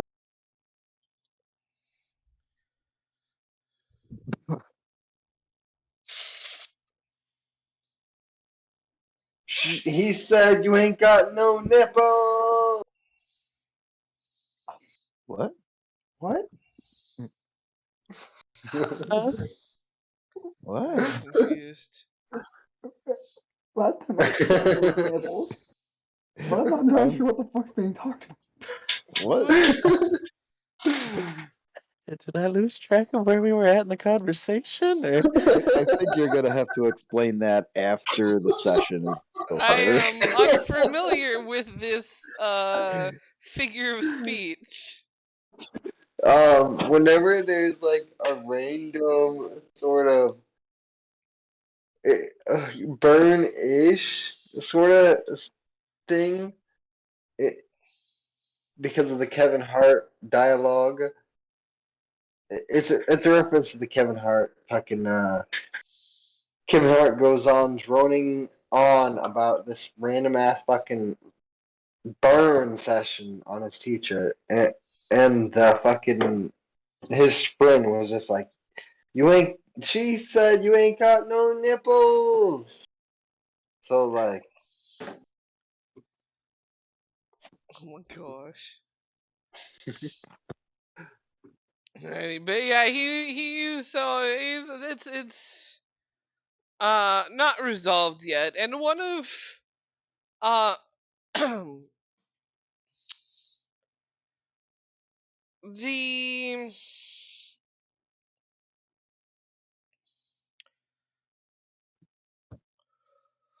the one that has more of the gray with a jaguar-esque pattern to her fur and the longer black hair with the squared off bangs. Um she puts a hand on his shoulder and um you can tell he calms down a bit.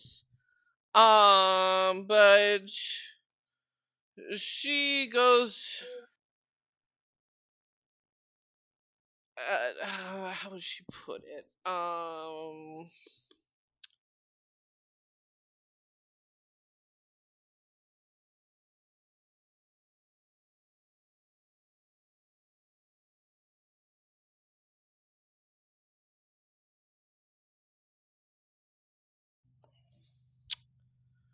She goes, "You don't have to give up your shining star, father.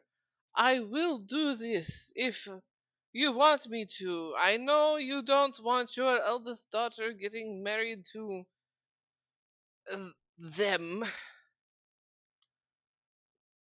but what else do you have the option of giving? They either want me or her. This is your options."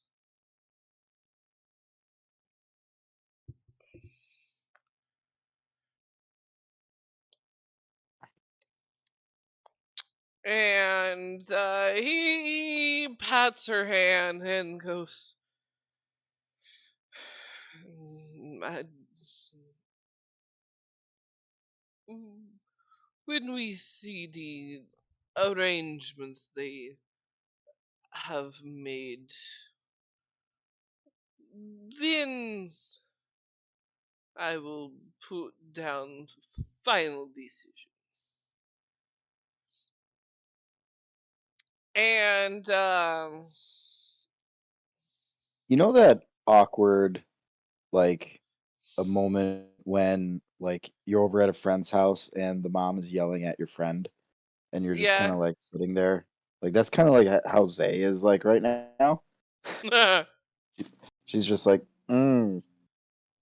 sorry for asking.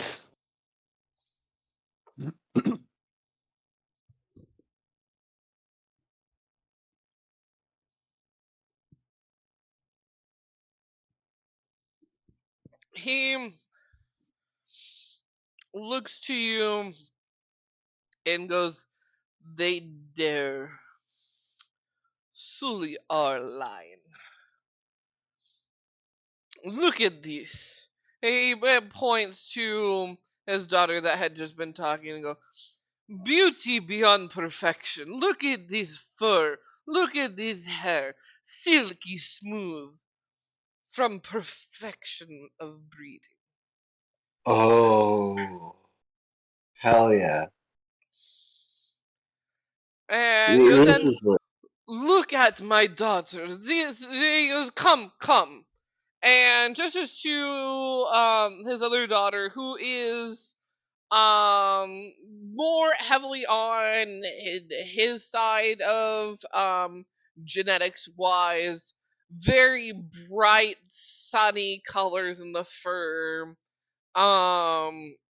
the glistening shining gold locks.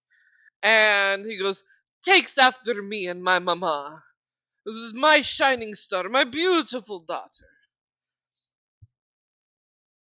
There's again perfection, and they want to sully it with the purple skin. Blah!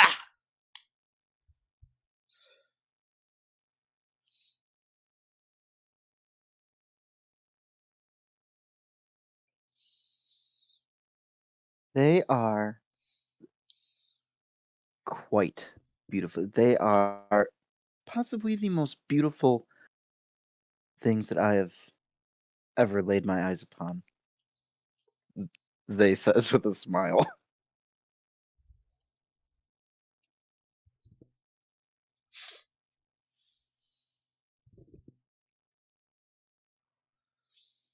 He lets out a sigh, but the royals, they do not understand. But they must get what they want.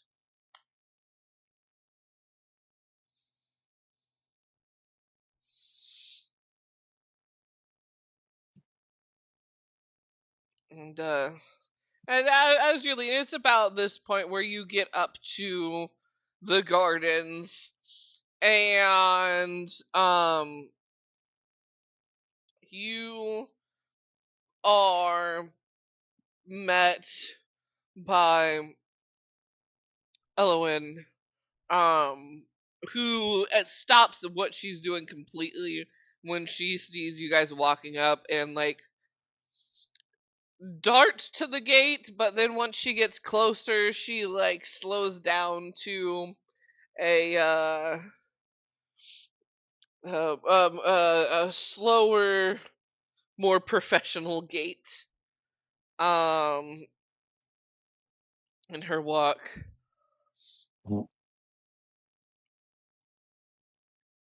And she goes, oh good, oh good, I see you have been brought here, and quite quickly. um she says, thank you, Zay. um she goes, I am the one heading the operations here. I can show you around, or if you wouldn't mind, um uh she goes, say, I know you haven't seen the entire area, but you can at least lead them around a little bit, unless they have a little more in-depth questions. There's just so much to handle to get it perfect for the wedding. I don't want to leave any detail um not checked multiple times to make sure it's perfect. And there's a low, deep, like rumble again, starting to build up in his chest, and he goes, "You, you led us here. Lead us in." As he points to Yuze and commands you lead him in. Of course. And then I'll lead them to the uh, outer garden area where the ceremony will take place. Mm. As they follow you, they're looking around. and kind of nodding their head, and the girls are bantering. Like the girls are definitely happy with the way it looks. Um, they think it's beautiful and lovely. The dad's just pissed about the situation, really. Um, but after a while, there is a small smile that creeps across his face as you notice he begins watching his daughters fawn over everything, and yeah, he then looks over to you and goes, "Dis," as he points to his daughters and goes, "Dis, those smiles. That is what makes me happy. This is good."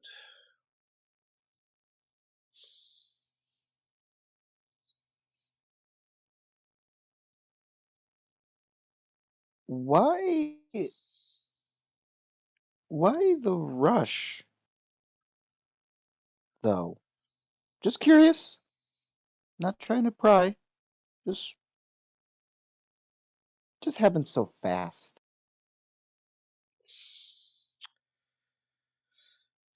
He lets out a sigh and goes, the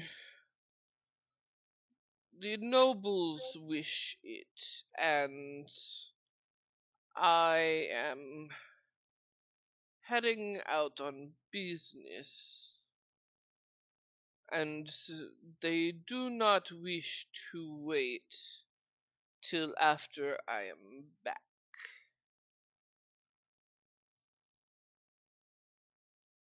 So we do things now.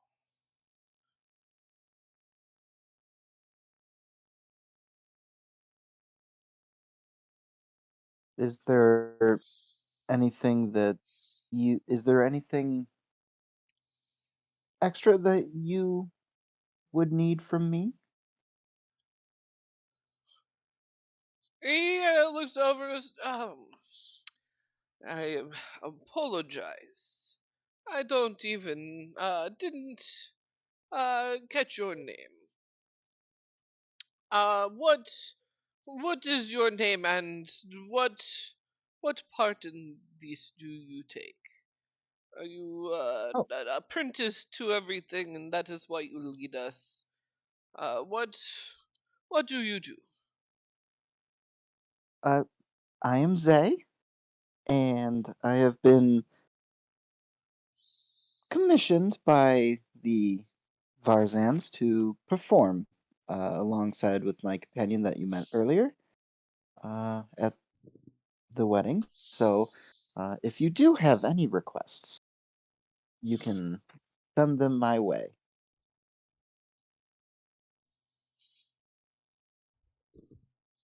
He To that he leaves out like there's a belly laugh, and out loud, loud enough for like everyone around to hear. He goes, they have a performer lead people around. They don't have someone higher up come greet us. No, he holds out his hand. He goes, no offense to you. You lovely. You professional. Yes. Maybe you should have higher title. Be hired better. But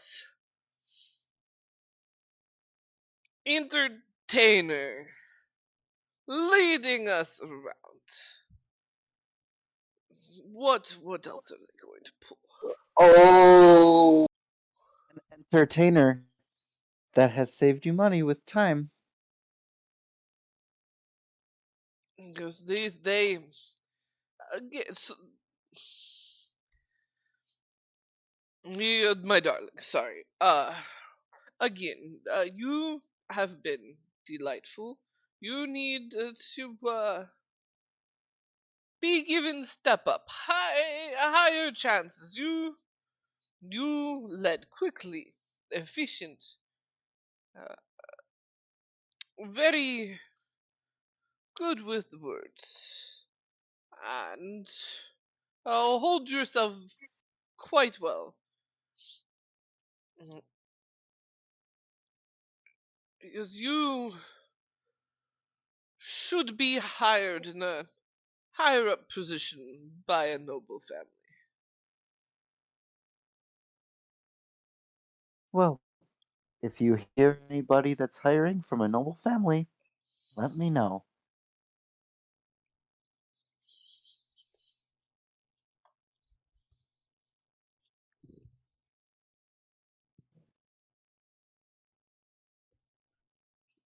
I have many more talents than just performing.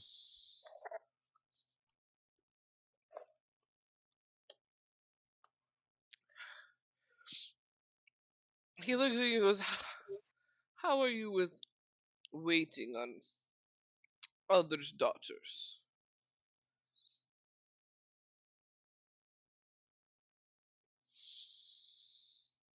And it it can be done.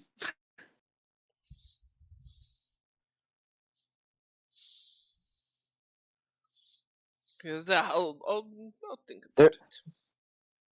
there would be no one else's daughters that I would rather wait on than yours. He chuckles and goes, you know the right answers. He claps his hands together and goes, it's getting late. We must go and sleep. Tomorrow, the wedding. See you tomorrow. Well, um, it as always, I can lead you there. He nods and goes, why not? Come, come. Lead the way.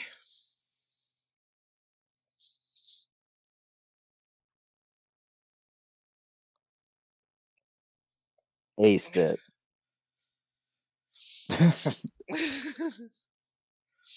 um, you end up leading the way back to the home. But we break off to uh Sim, who is leading the other family members to the house, and they're definitely a little less broody, a little more lighthearted. Some of them are bantering with each other.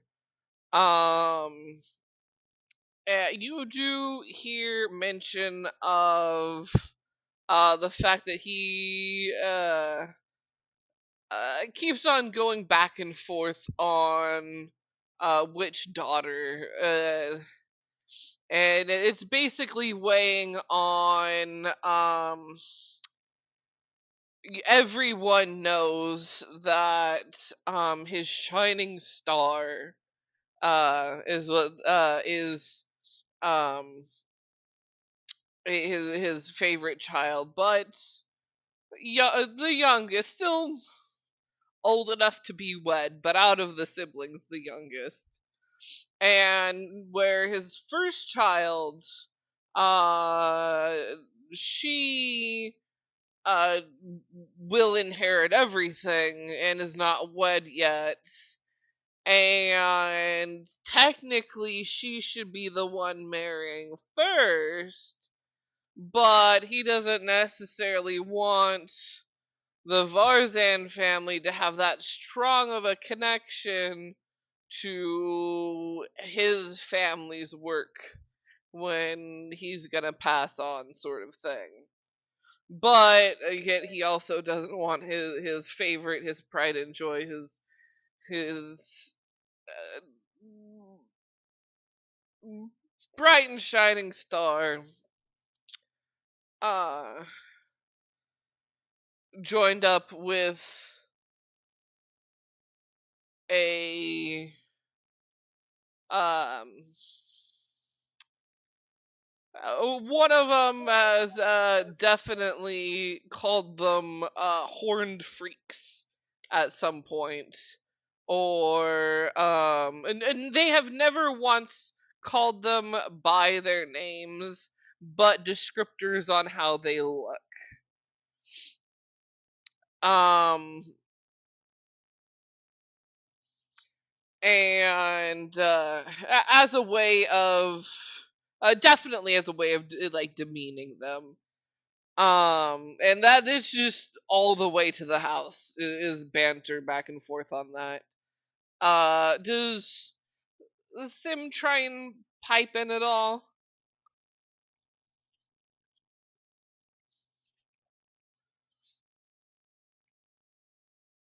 As they're kind of walking, you're kind of in the vicinity of the heavy petting bar. He'll kind of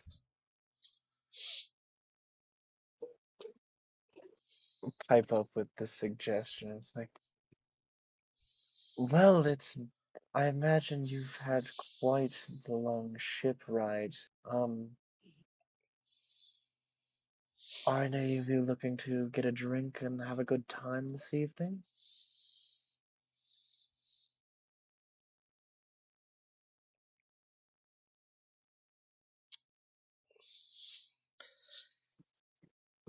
Kind of They unwind before the wedding affairs start?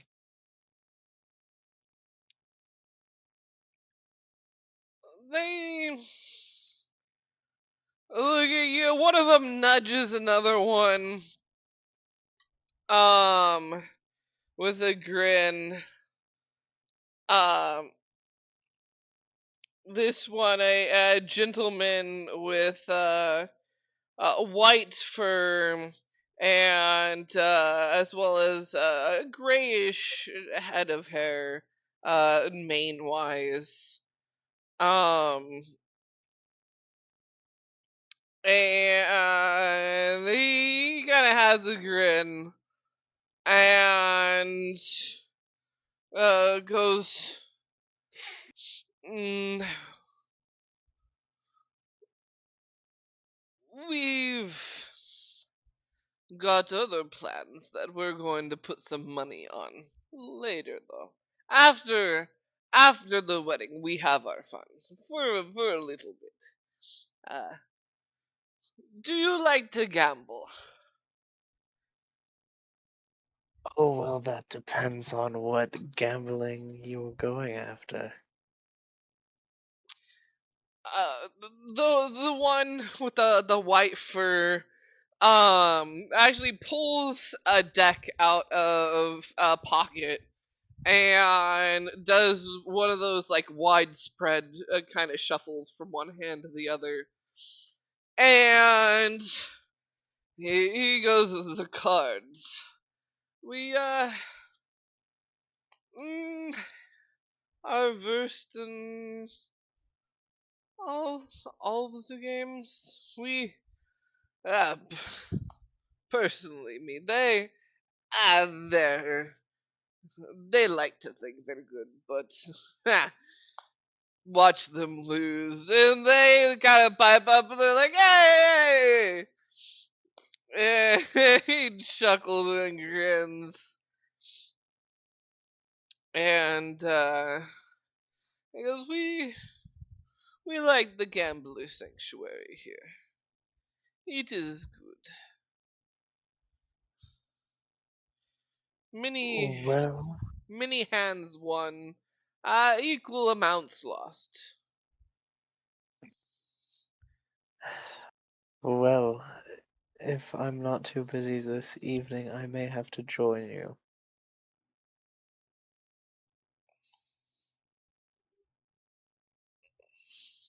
I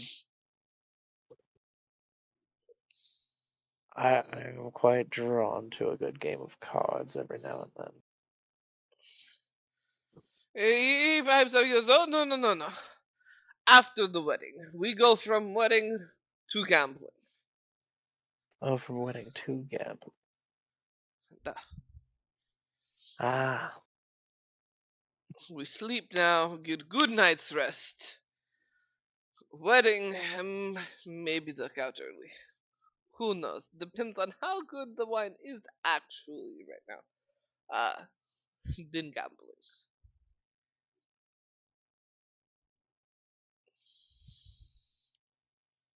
all right.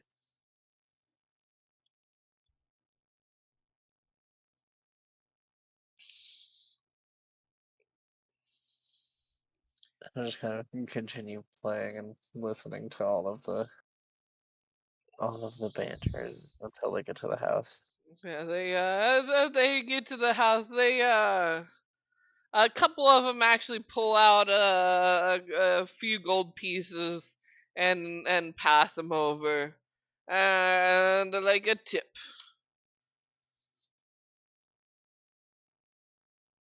Sim gives a very deep bow. It is very, very appreciated. Thank you so much.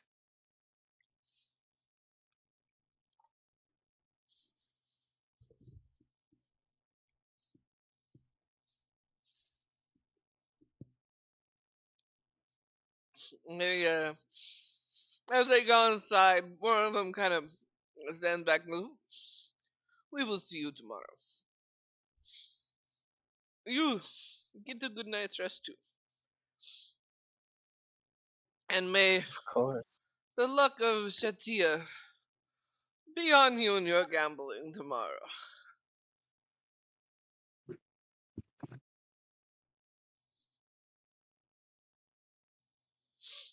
May it be on you as well.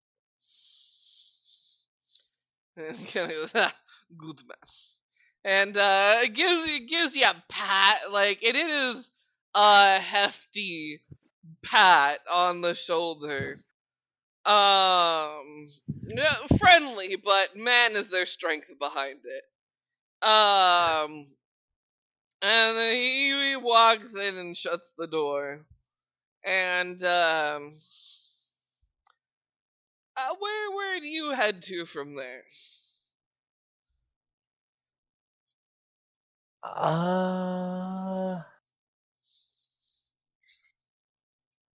He's heading to the heavy petting bar. He's got things to spill.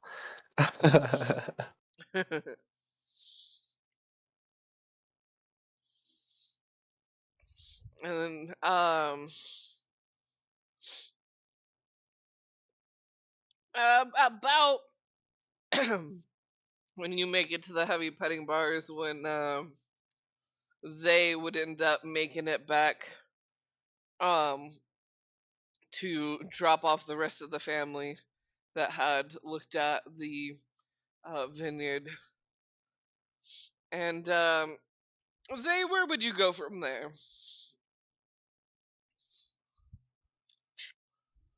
Uh, I think I might. I'm not really sure. It is late in the evening. Like street lamps have been lit. It's not necessarily dark,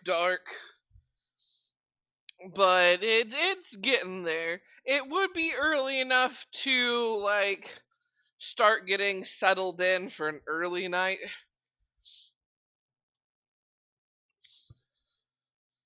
Uh, how far away am I from the Varzand mansion? You are. You would basically have to go up a block and then over a block. Oh, okay, not that far away then. I'd like to head there.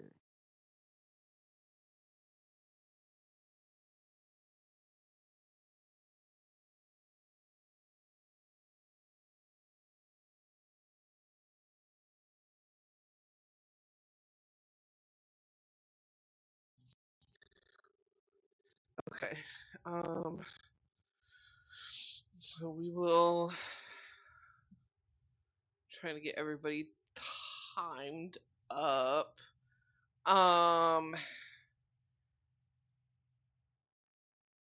Aegis, you would probably be at this point heading towards picking up Duboc for a workout. And collecting the girls. Who there would definitely be enough for you to take on runs with and try and convince Duboc to run with a couple. He definitely um he was up, but is definitely more winded afterwards than he usually is. Okay, there was one thing I definitely wanted to talk with the book about during this run. What do you want to talk to him about with?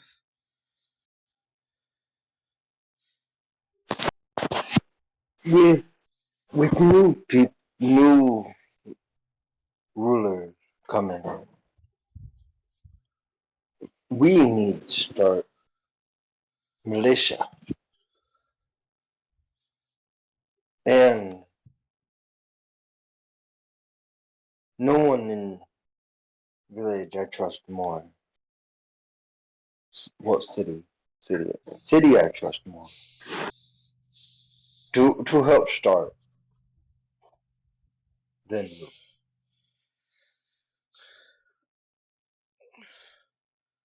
He mulls it over. New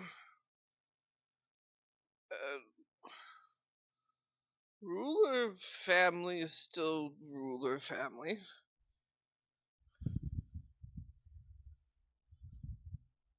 Yes.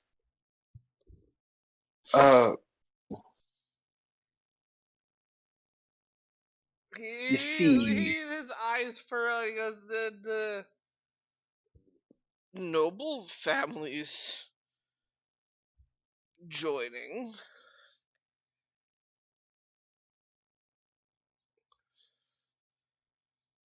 uh, you trust just the noble family.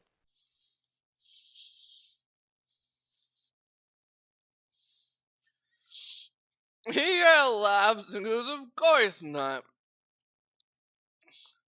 That's why I know how to hunt, how to live off land, save up money."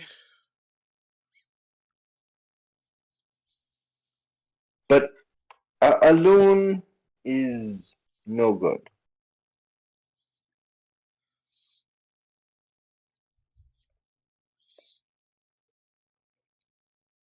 Yes,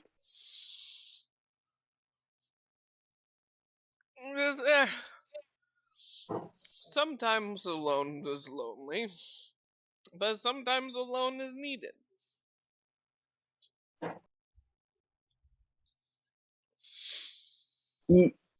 even if just defending city, sometimes city means own forces. Yes, this He is nods. The city can protect city. The he goes lots. I sell lots of meat to men and boys at the docks. well. This is official region for starting. We we need own defenses.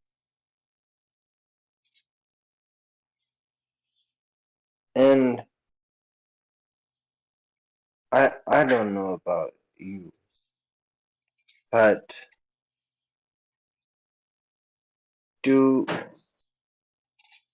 we really trust these these demon looking rulers?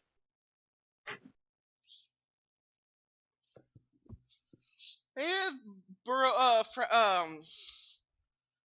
have furrows, little bit of demon looking. Oh, you seen uh, Varzans? Yes.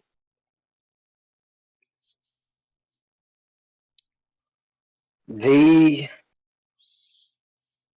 they not men of nature. They not demons. They mm, possibly No, they not demons. They buy live animals sometimes. sometimes, but are they Specific live animals sometimes. specific Mm-hmm. lambs? He goes, you not be demon if you sacrifice things. The demons need the sacrifices. Or other things. Sometimes gods want sacrifices too. I don't ask. They just order. I don't know. We need to trust them, but we need to be ready. We should start militia.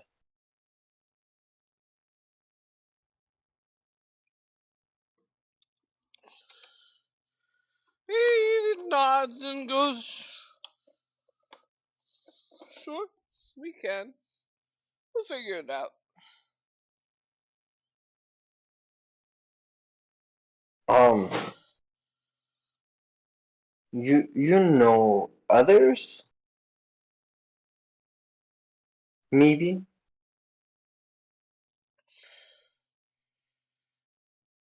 He goes, looks, he goes, like, the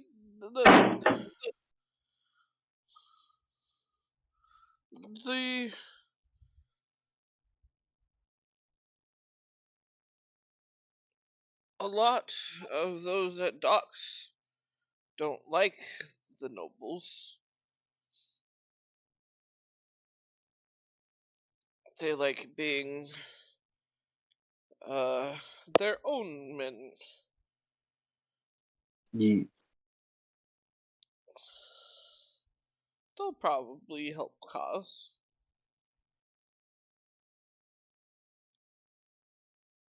I I think they want magics. They want to take lands. Magics.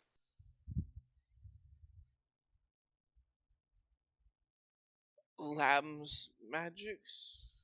Lands. Lands. We we in country of vibrant energies and beauties. They want our land. It's magic. I don't think you can take land magic. I don't. Too much. Too much for one person to hold. Maybe for God. But you're not God, they not God. Maybe even they want to become God.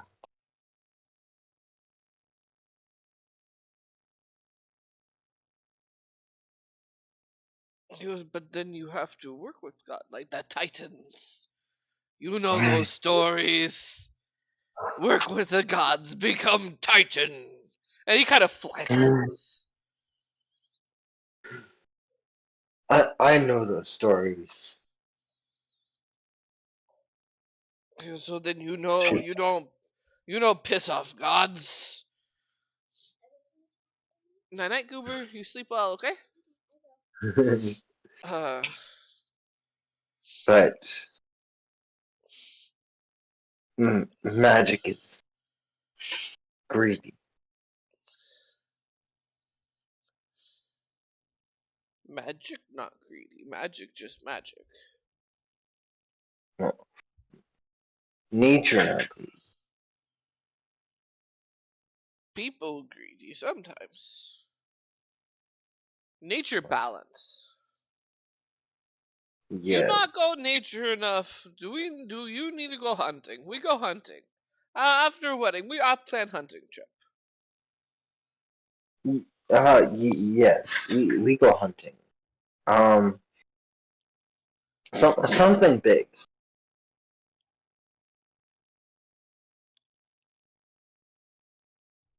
Something. Something should not be here. You don't hunt something that should not be eaten. You only Should hunt not be things that here. should be eaten. You don't make sense tonight. You overwork out. You need to sleep.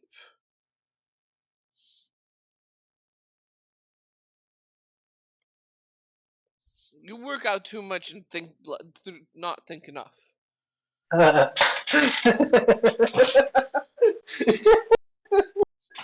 You workouts boil brain. No. Workout favorite. Well, No, I'll no fix. I'll swear fix. in my You something broken. I fixed. We make you. Work on your militia, but we go hunting and fix you so you talk less with many questions. You can't even argue with that logic. Yeah, it gives you a bat and goes, I must sleep now. You can't even argue with that logic. You you go sleep now too. No, I need to go work. No, you work out enough. You go sleep now. Don't argue Dubuk. Dubuk runs chop shop. I sorry. Dubuk owns Um, business. Dubuk knows. sitting needs Aegis. Sitting needs to work City needs you sleep. hard. City needs me sleep. He starts walking away and goes, no argue with Dubuk.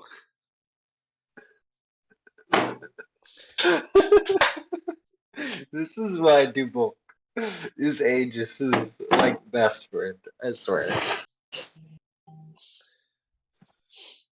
You can even after he's rounded the corner and definitely like about to enter his shop versus like leaving you in front of the heavy petting door, you hear him shout at the top of his lungs, go to sleep, Aegis. And then you and there's a loud chuckle from him before you can hear his doors kind of slam and lock shut. He's got really heavy doors on his business.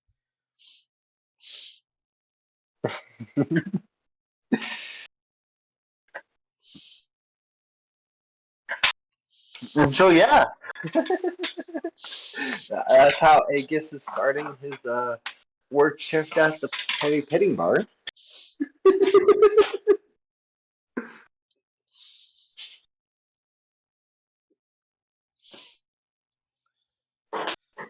Um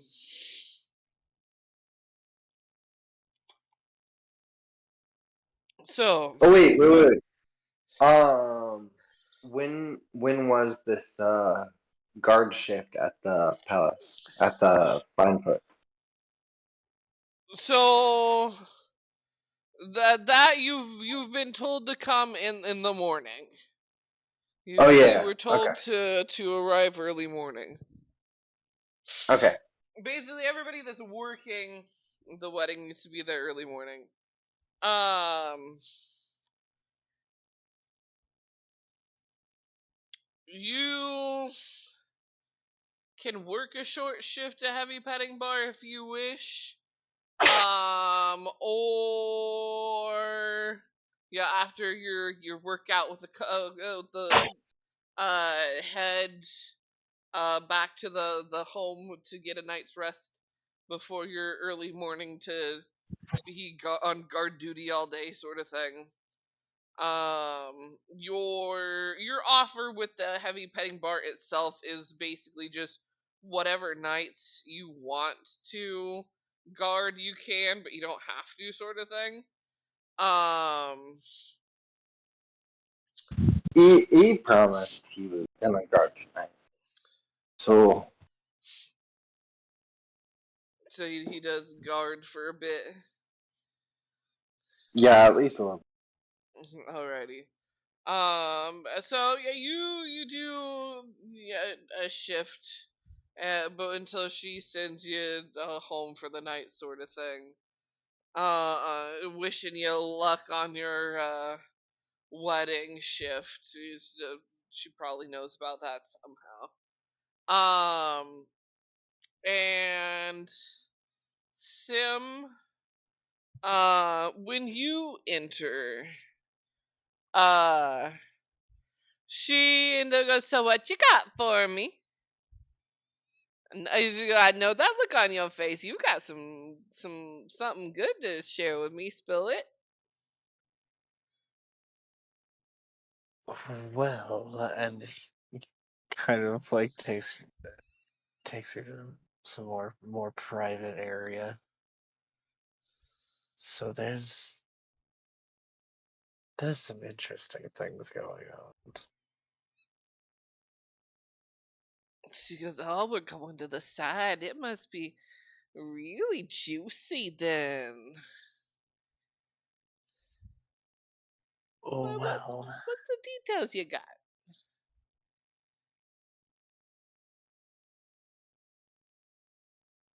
oh god, I totally just blanked on the name of the kitty family. The full name Summer Solstice Clan, often just called the Solstice Clan. Okay. Well, the Solstice clan isn't all too fond of tieflings.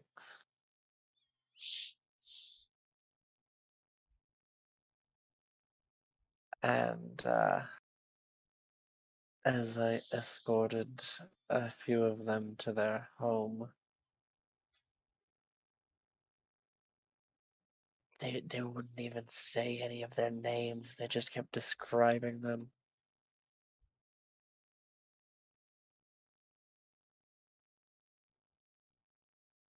She goes, they really don't have a taste for them, do they? No. Oh, but also, the wedding is tomorrow, right? They haven't decided on who the bride is. She like has this big old drawn out gasp. She's just, what? Apparently, Daddy can't decide which daughter to give away. Now that's something. Because the way they kind of put it, the oldest daughter, she's the most obvious choice, but she would inherit everything from the father, and he doesn't really want that getting into the hands of the Varzhan family. But the youngest daughter,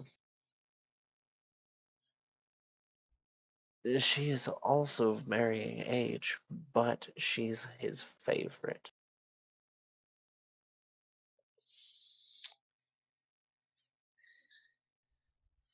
Well, ain't they in a pickle? Yeah,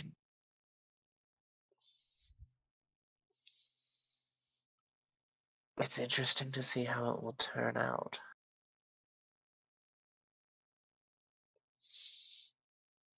I'm imagining that the wedding will bring a great amount of drama.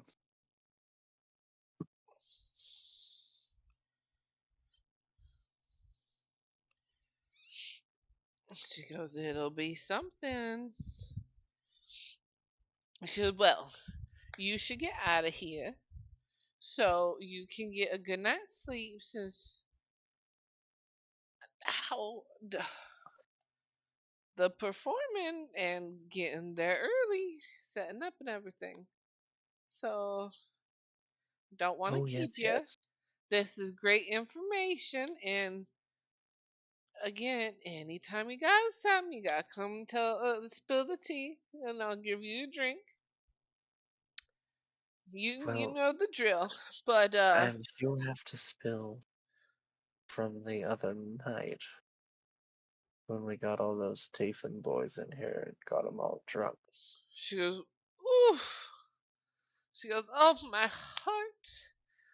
They emptied so much from their pockets. Whew, I could probably actually close a couple nights and not have to worry, but seeing as how my patrons will probably get angry, I don't see myself closing a night anytime soon.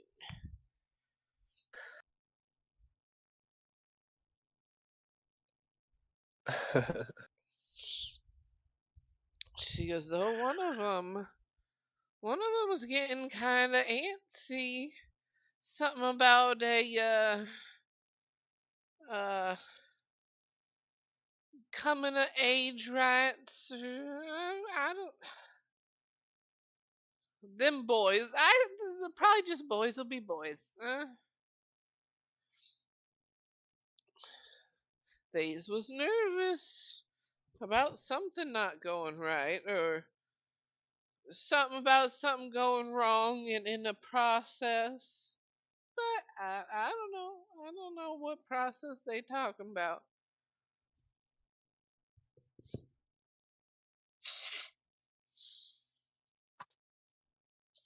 Hmm. Well, maybe if I talk to them a little bit more, I can figure it out.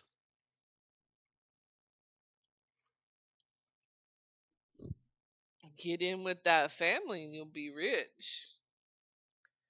You won't have to rely on free drinks from me.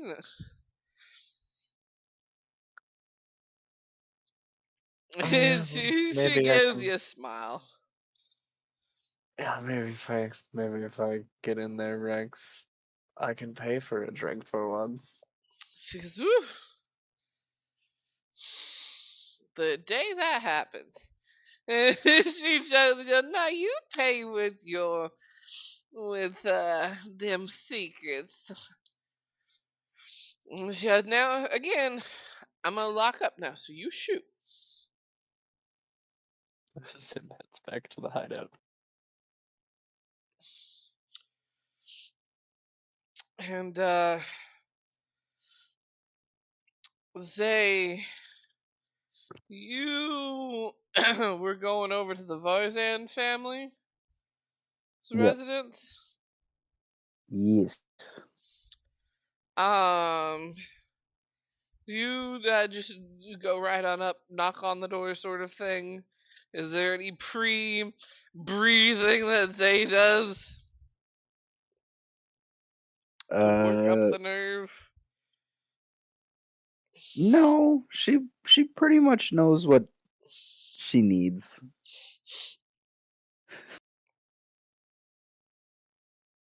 Alrighty.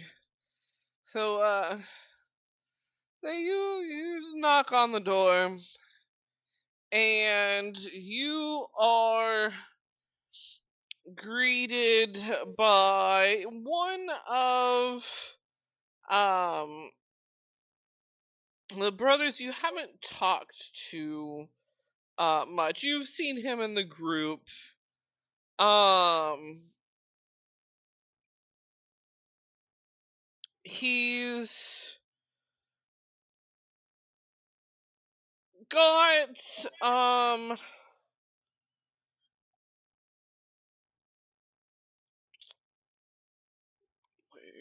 there it is. The one with the broken horn.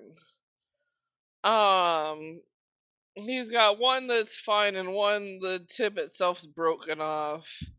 Adorned in jewelry. He's got piercings down his ears. Um, Definitely like fighter type sort of thing. And he though however does sleepily uh open the door and kind of blink. And it takes a Wait, solid moment. What? how late is it? It's not late, but you can definitely tell that maybe he's one of the ones that just hasn't slept since getting home sort of thing. Or that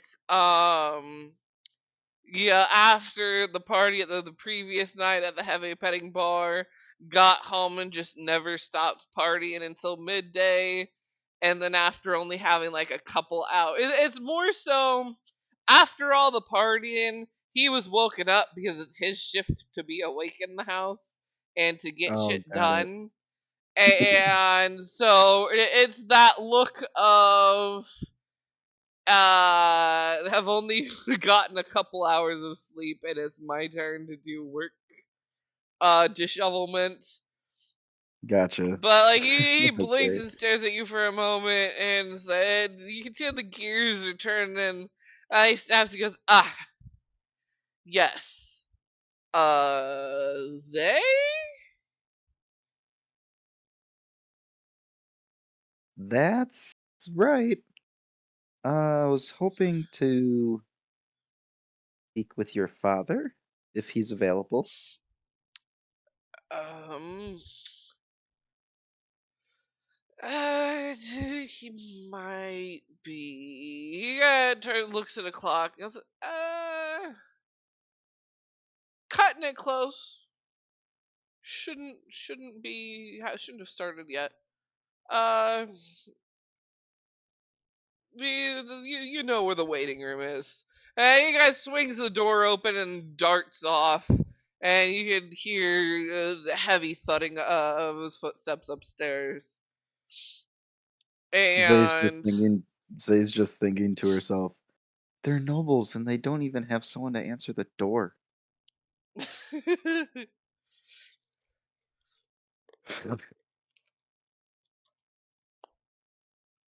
um,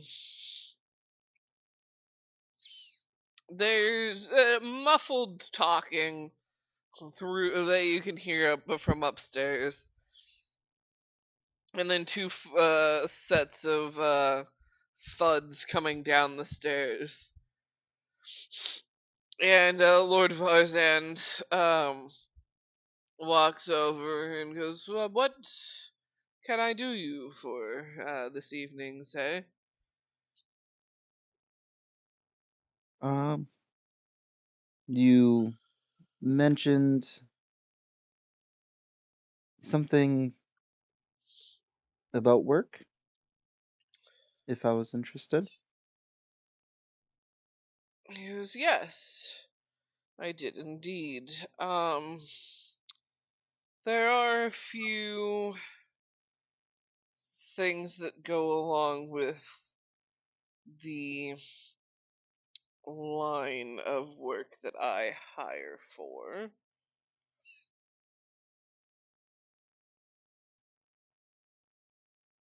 He Is goes, this you. a is this a private matter? As I look over to the son.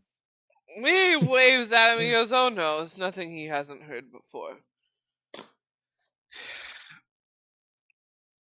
He goes, it's about, you being discreet and not openly talking about your jobs. As far as others are concerned, if they ask, you are an assistant of the household.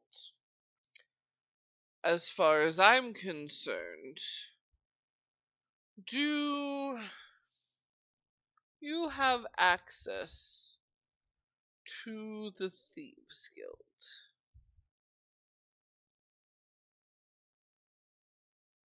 No. Very hesitantly. He kind of chuckles and goes, would you like access to the Thieves Guild?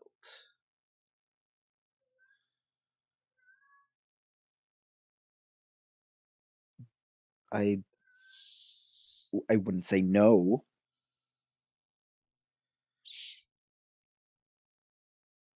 He goes, I run businesses both above and below ground.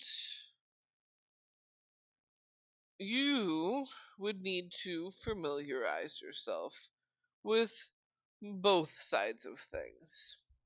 I might have you take a job on either side of those businesses, and for one side, you're going to need access to the black markets for.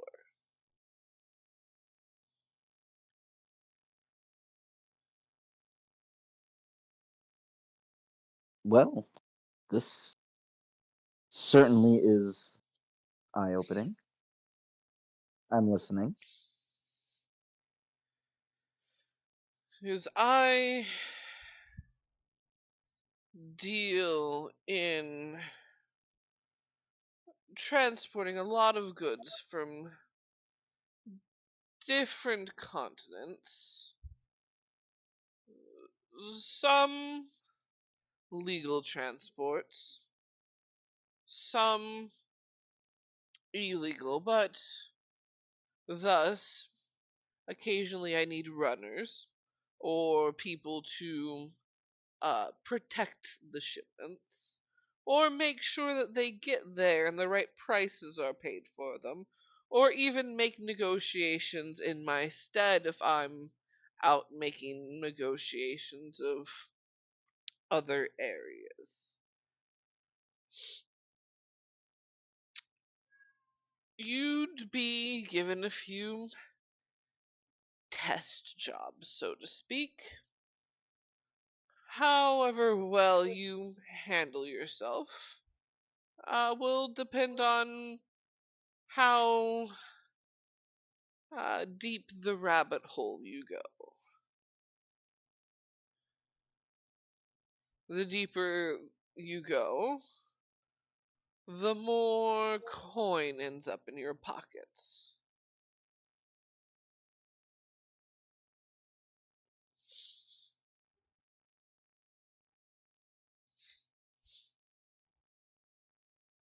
That is quite the offer. That I'm, of course. Yeah.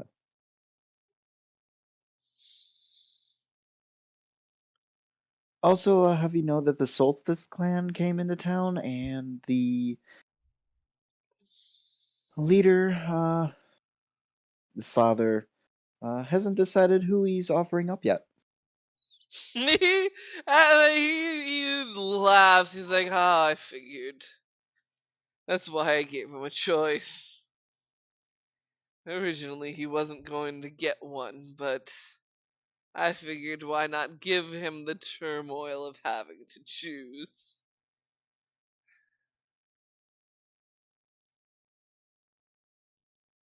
Well,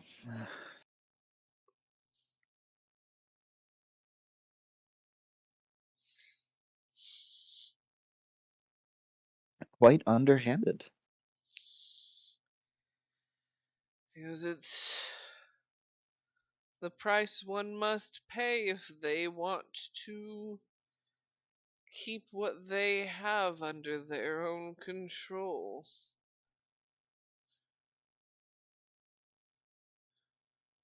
Some families know how to please the court better than others.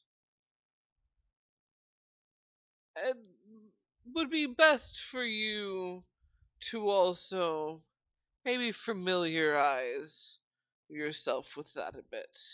We can help with that, of course. Give you different names, a little bit more about who runs what, and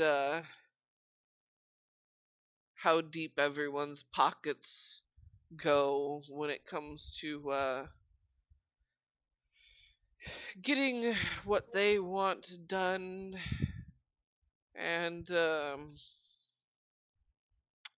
keeping the royals appeased. Because, anyways, I need to attend to something, a bit of a private matter. We will talk about this more after the wedding. And I'll have an official job for you to run by then. Even if you have a couple people you trust, we can hire them on as part of it as well. I should have a bit of a shipment that needs to be run to the he's well, I'll let you know the details once payments are made. Anyways, I must depart. Lovely seeing you tonight. Likewise. And do make sure that your cars are locked. And then with that, Zay's just gonna walk out. Well, tonight he lets out a sigh, and you can hear him mutter under his breath, "They are idiots." And you know he's referring to his sons. Like, 100%.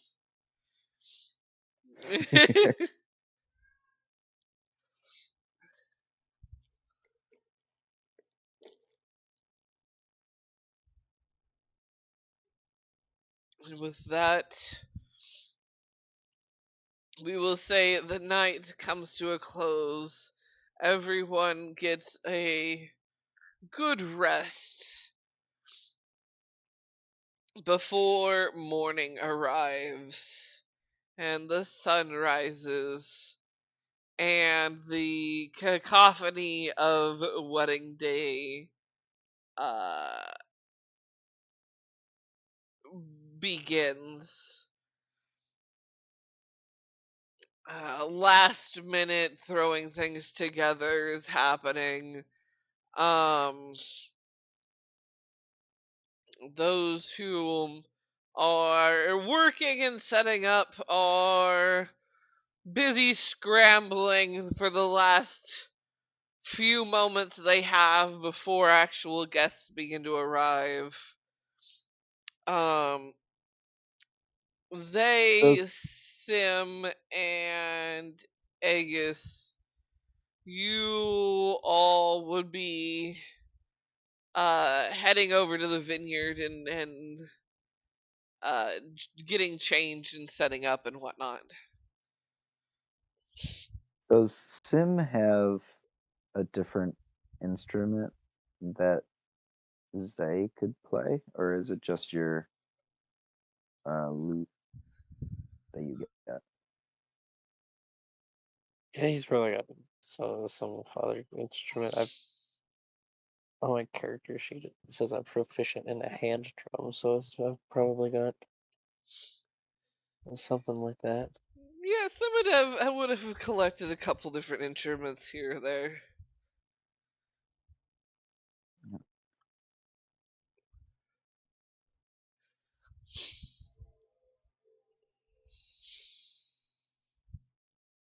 Because as one of my abilities, I can choose every day I can choose a different proficiency. Ooh, fancy. Yeah. Thanks, spirits.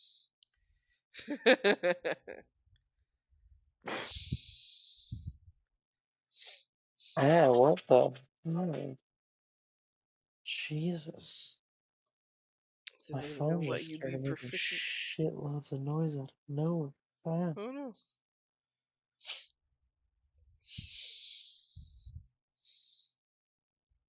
And Victor, do you send your familiar off Oh, to watch the rest of them, or do you attempt to enter with the others at all? Uh, like enter with Simmons as a I'm giving them a hand in their last minute setup sort of thing. Before I go, I would like to see if I can't make hangover cure potions. Oh yeah, you can definitely That's how I want to get in. pop out a couple of those. Well, I'm gonna.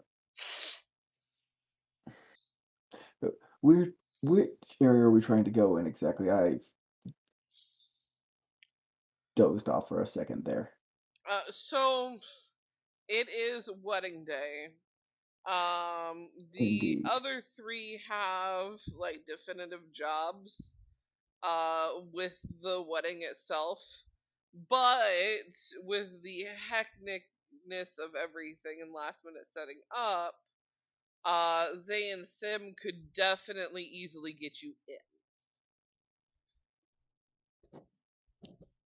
I'm gonna just go with Zay and Sim then. That seems like the quickest and easiest route.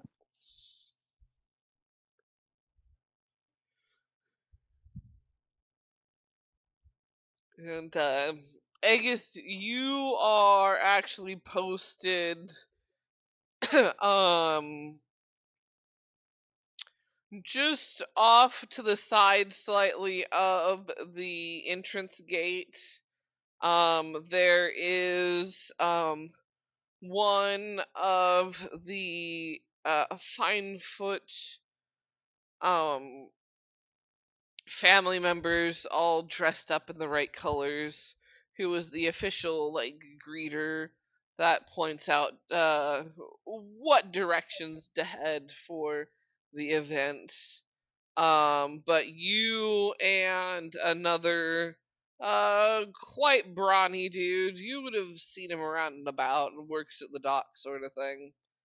Um are on opposite sides of the entrance gate itself, just kind of told to be guards and look stoic sort of thing um for the event.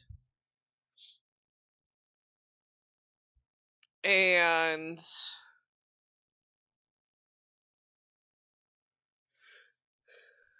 as the hustle and bustle quiets down, everything's as good as it's gonna get.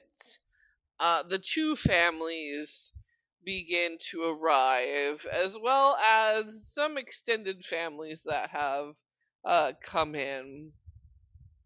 A few um technically still nobles, though lesser nobles don't really hold any power because they're like cousins sort of things.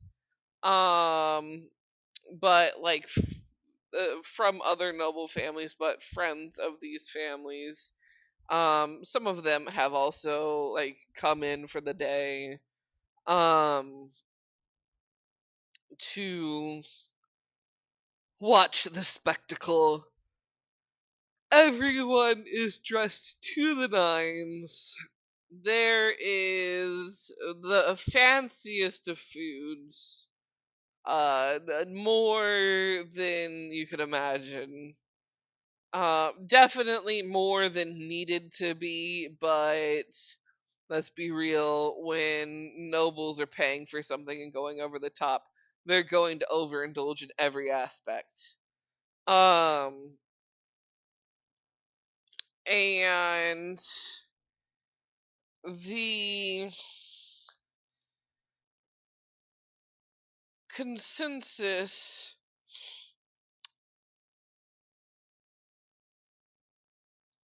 ended up being as all the guests arrive and get seated, everything starts to begin, and you guys notice that instead of um his favorite child, so radiant, so sparkling, um he did in fact decide to wed off his firstborn, and um like initially put, Malice and Rain end up being wed, much to uh Lord Solstice's chagrin, um at having to choose between those two daughters. You do notice he does have a third daughter. Um but it who is dressed up, looks absolutely lovely as well. But it happens to not be his favorite or his eldest. Um and therefore wasn't really fussed over due to this event. Um she is definitely happy to be there, sort of thing. Um and enjoying herself.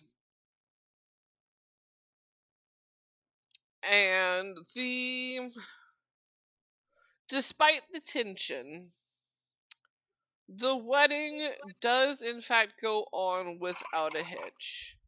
No, they are all able to keep it cordial.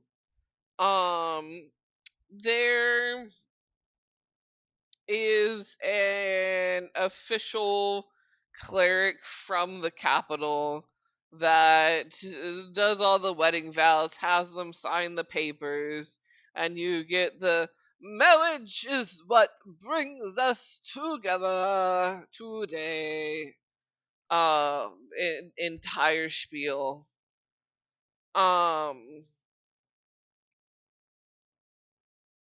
and shortly after, the drinking and the eating and the music playing begins. And as the day goes on and more drinks are had, things do begin to get rowdier.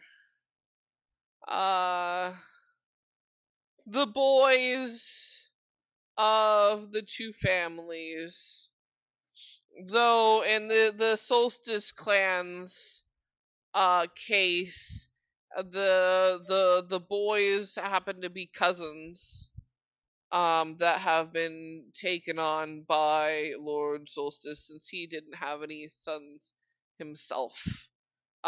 Which you also learned that through the talking. But the Solstice clan boys and the Varzan's boys do end up butting heads a bit. They keep from getting too heated, and they keep from getting into fights or anything. But choice words are had in the way of the Solstice clan basically complaining that clearly the Varzand family has been the one behind this all, and they don't know how um they managed to uh so thoroughly bribe the royals into this, but the second they find out how, they're going to have this whole thing annulled. And we don't know what dirt you have on the royals, but whatever it is, we're going to find it out, and this will be undone sort of talk. um our businesses and our trade routes will stay our own. um you marrying in is going to be short-lived and undone sort of talk.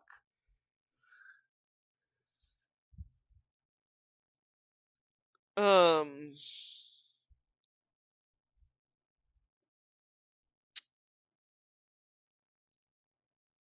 Zay and Sim, during your allotted breaks, what do you end up doing in between sets, on your breaks?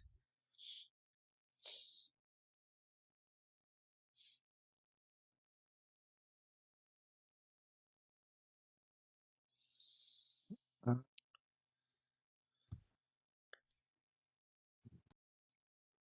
Maybe uh, just be at the bar, really. Be at the I bar, think. listening in, Yeah. snooping. Yeah.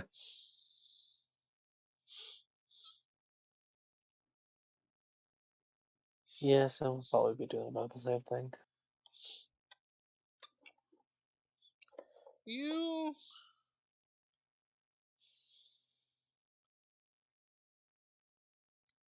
say, while you're snooping, um,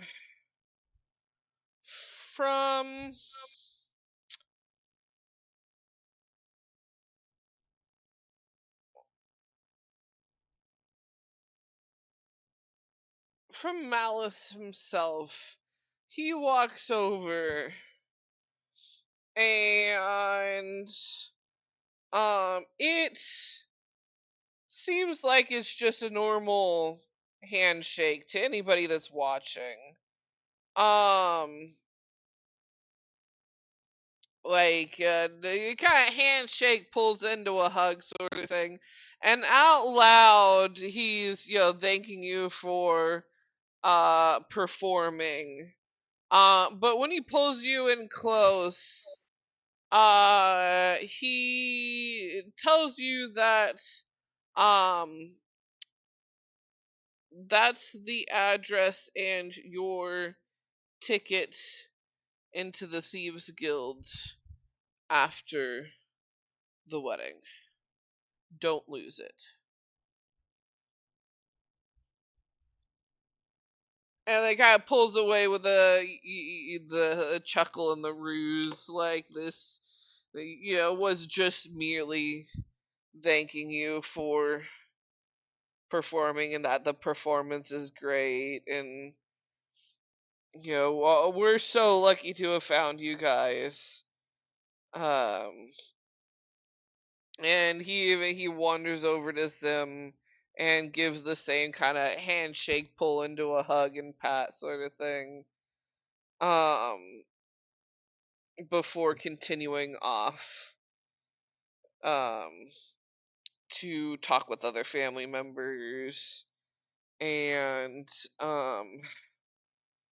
speak with cordially, but like he genuinely wants to try and get to know um his now new wife.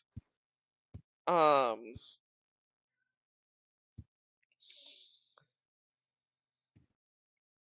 and it's kind of like a game of 51 questions,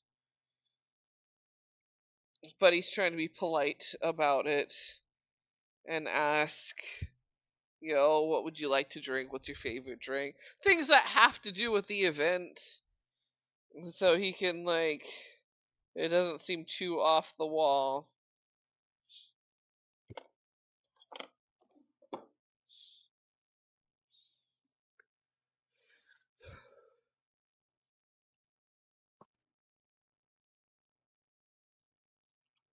But,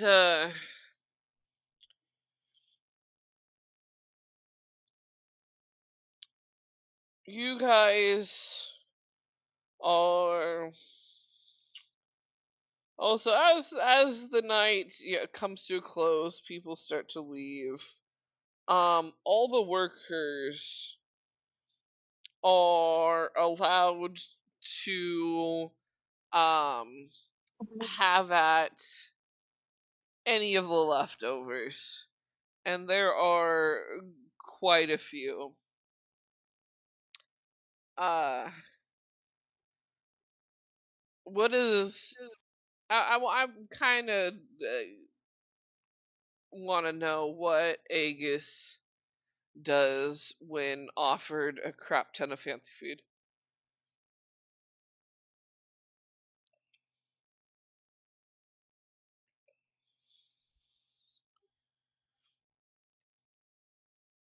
Are you muted? You are muted. By the way. Sorry about that. Aegis really just doesn't know what to do. Um, is there any sort of meat in this random fancy fucking food? Oh yeah. Anything that distinctively looks like plants? So you've got your your veggie platters sort of things as far as like plants go. They're like fancy ones. So instead of like your regular broccoli, there's like the what are those other ones called? Broccolini, and it's like steamed, and there's like oven roasted tomatoes with asparagus, and um you've got your fruits that are all cut up and prepared and set out all fancy, like as far as like fruits go. um and there are different salads as well, to be able to uh have availabilities to people of different 1 second. palates. If you can't hear me, I'm sorry, but 1 second. Did it die? Technical difficulties. Things are about to feel chaotic on the headphones.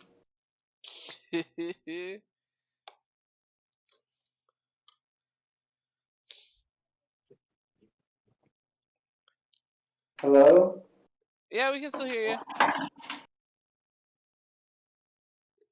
Can you hear us?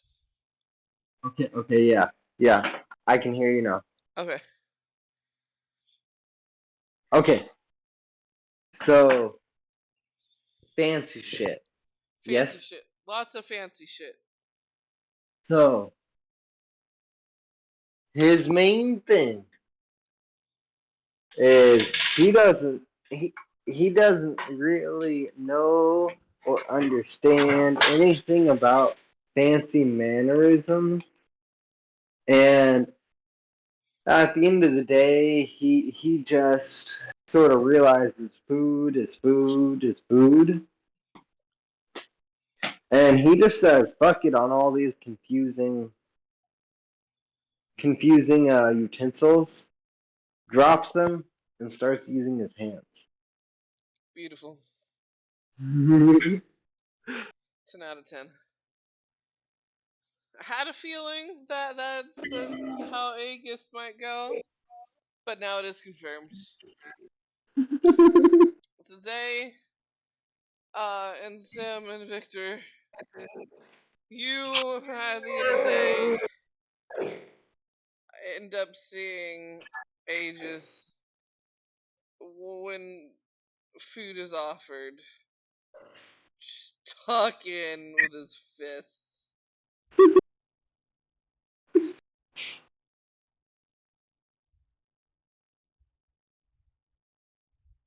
And it is a spectacle. And no one like stops him at all. It's like the event's over. We need to get rid of this food. Who cares? Like the Finefoot family, they're all tired. They're just happy that the event is kind of over and that it went on without any actual fights.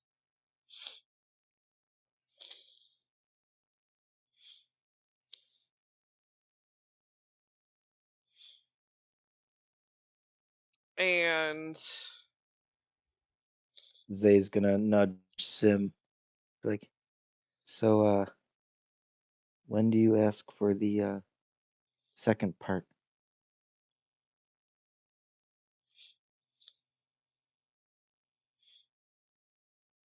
Oh, I was thinking we'd go ask in the morning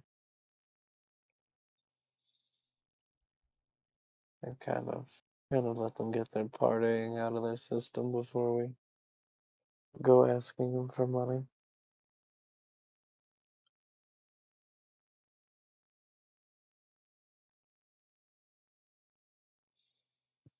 Okay. You're probably going to have to ask them at midday.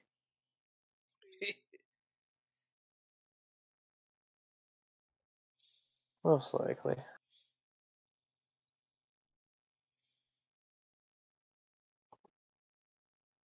I know I don't plan on being out until about then anyways.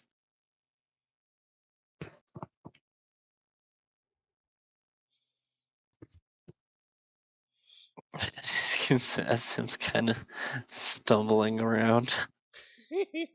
yeah, I guess. there's definitely would have been a lot of mostly wine, though a little bit of other things would have been like offered as well. But since it was at a winery, the vineyard, the being there and everything, the alcohol to drink was like 90% different wines. I just hand Zay and Sim a hangover potion.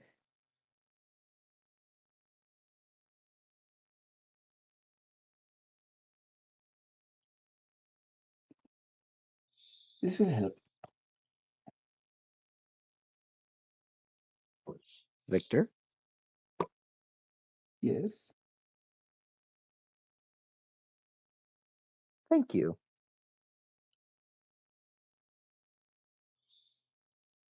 course. When do I take it? Take it in the morning. It will take care of your hangover. Sim's like got it to his lips when he hears that. Well, good to know. Good to He know. corks it.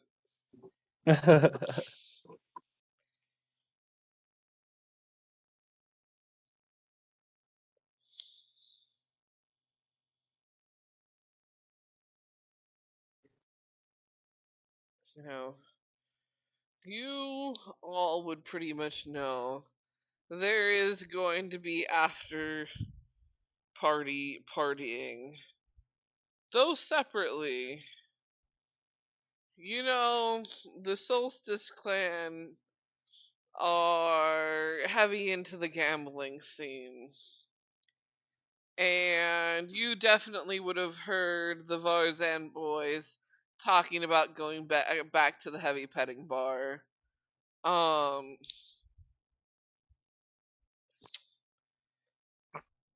and also making jokes about however that their brother's going to be home doing some heavy petting of his own, and there have been a lot of oohs and laughing. Would Aegis have heard anything about the other family other than the tieflings? And there wasn't a lot of direct talk as far as like what the other family does. You know, they do have like business trades, like they do run businesses, and they're worried about the Varzan family trying to nudge their way into their side of things. Um, what their side of things is, though, hasn't really been mentioned or brought up at the wedding at all.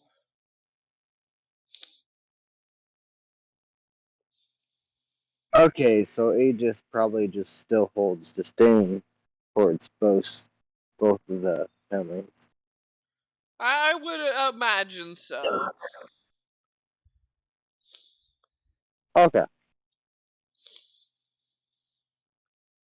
Possibly more so when you hear when he learns about one of the Solstice clan's businesses.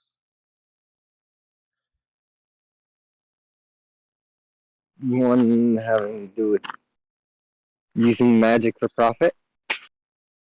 No, not using magic for profit. That's more the Varzan side of things, actually.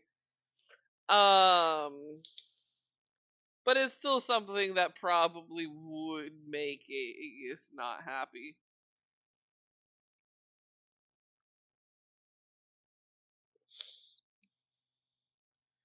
Granted, technically they do this business legally. They just don't do it nicely. Um,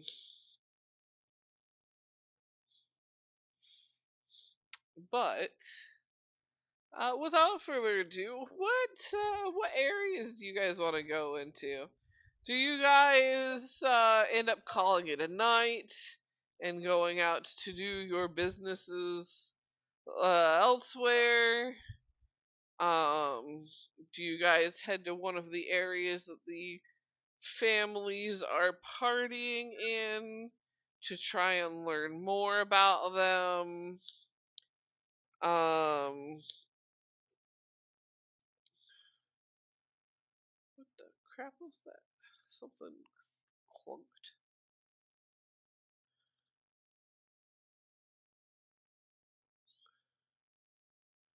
I think Aegis is gonna follow this new family.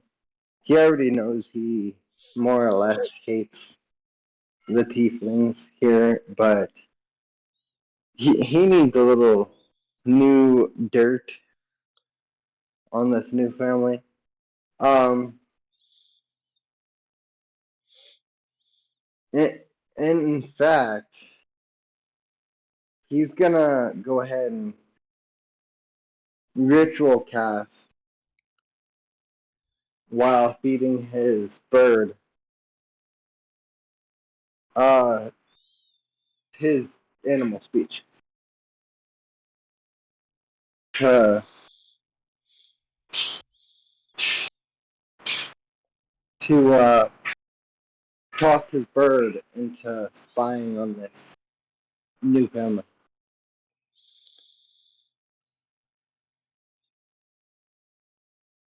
How You much how much food was he given, by the way? How many days worth? Oh, I would say like each day that you come in and help out around the place, they are actually giving you like a little more. Oh, okay.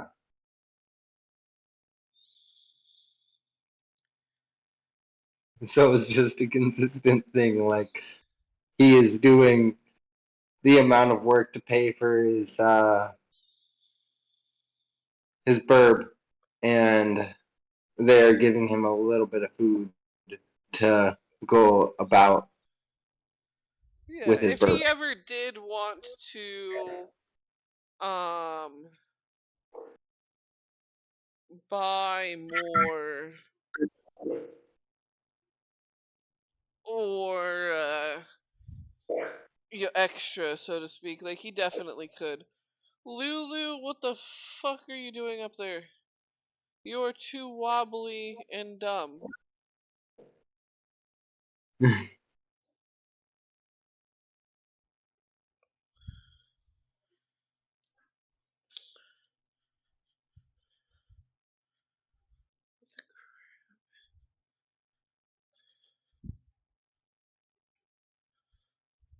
But he's gonna specifically instruct,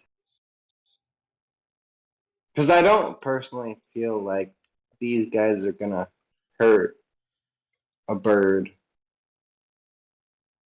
He's gonna instruct his bird that he can get especially close if need be, because he needs to be able to hear and notice what they're saying. And what are they gonna care about? Some random bird, even if it is flamboyant in appearances, and it's blue mohawk looking thing. And if he starts to feel uncomfortable, he knows to fly the hell out of there.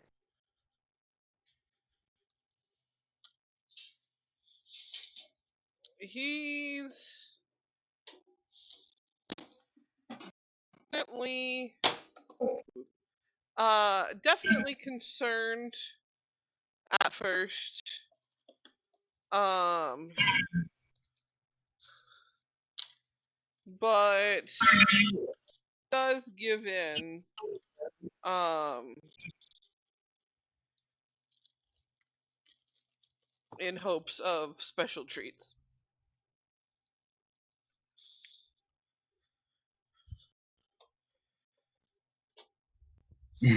And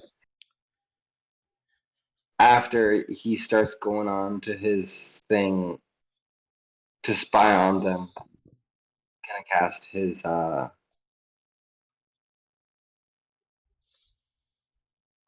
it takes 10 minutes to cast, but give me a second on the name of it. Beast Sense.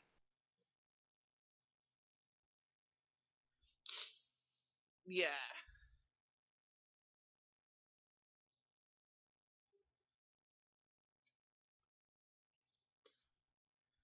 But you are able to cast that.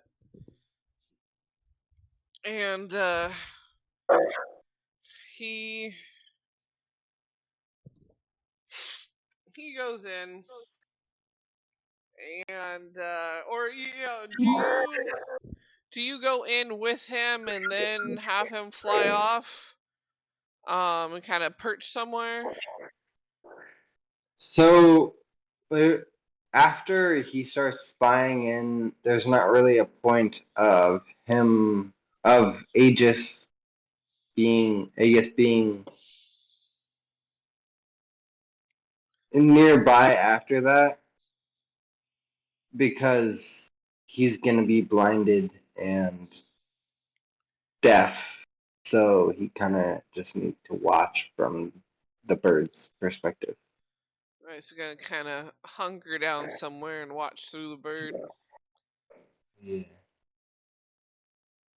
All right. What about Zay, Sim, and Victor?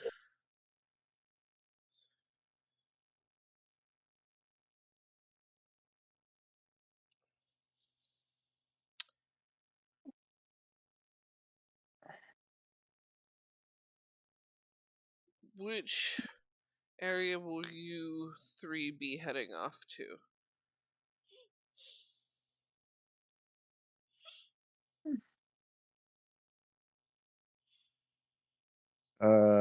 I'd probably see about maybe getting closer with the tiefling ladies.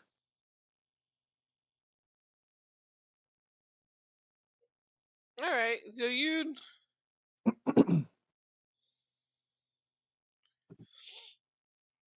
would end up going to the heavy petting bar. They did tag along, though you can see they're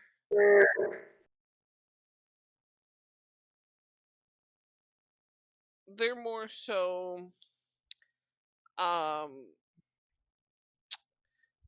tagging along, sitting in the corner chatting, um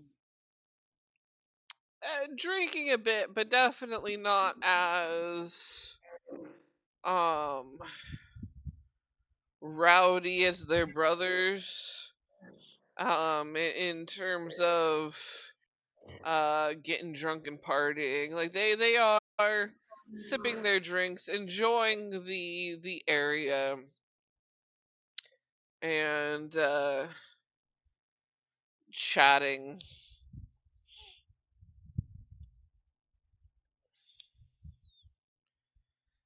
And how do you wish to join their table? Uh, Probably just um buying a round of whatever sweet pea suggests,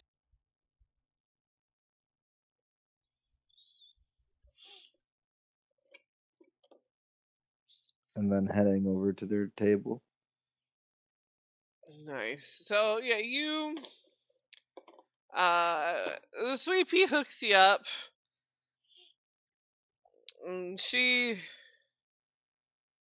She's good at figuring out who's what favorites drinks go to who, sort of thing. What makes her so good at her job, and set you on your way with a tray of drinks. And you arrive, they kind of look you over, and they go, "You performed a lot today. How you not tired?" I'm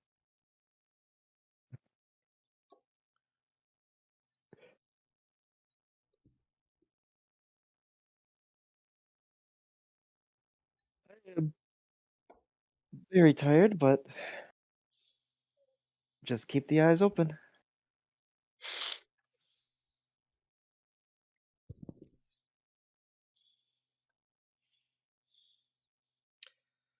They kind of giggle and nod and go, tonight's spectacle, the boys.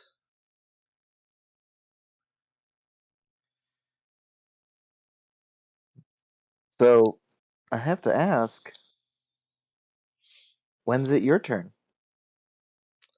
They chuckle and shrug and go, whenever it makes a good business deal for Pop, or um, whenever we find somebody we want to hook up with that Pop also approves of.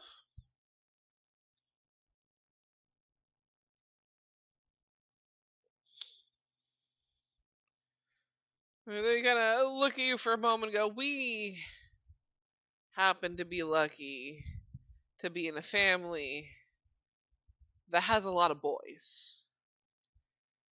Dad focuses on the brothers. We kind of, for the most part, get to do what we want.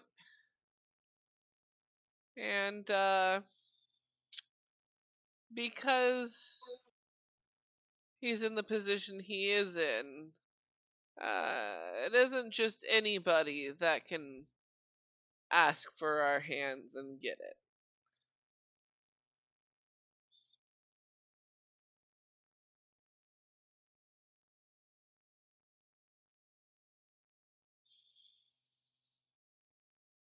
How do you just live?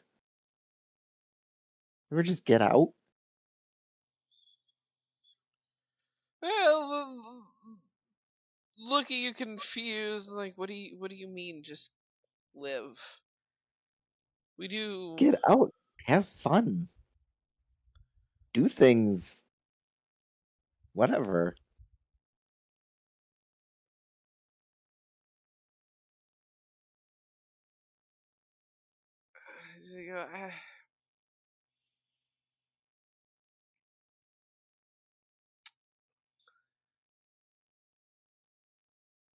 We don't.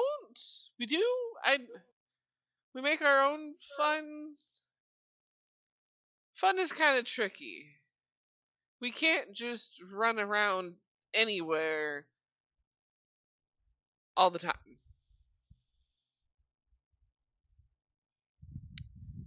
Why not? There's.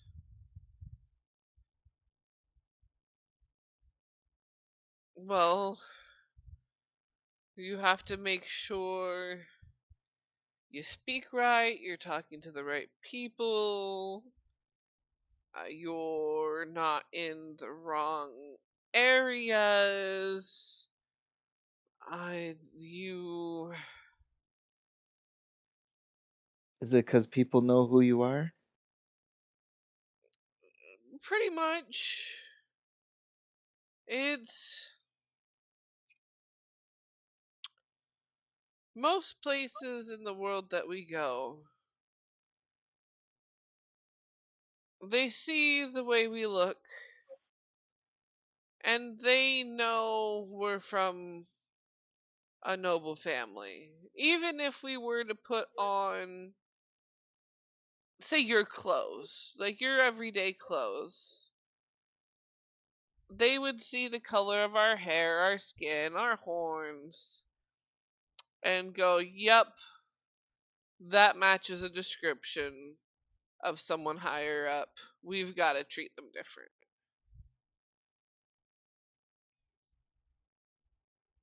And they kind of gesture. It's hard to make this look like everybody else. I under Zay's breath, she's just like, I bet I could.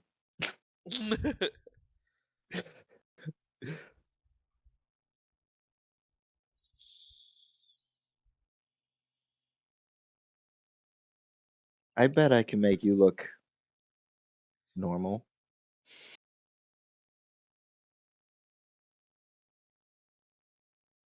They gotta look at each other for a moment and go, if you can make us look normal, we'll have a day out on town with you.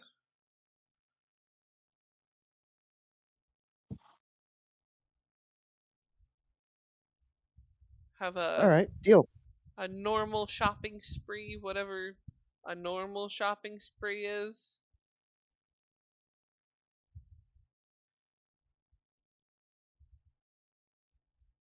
Deal. Tomorrow.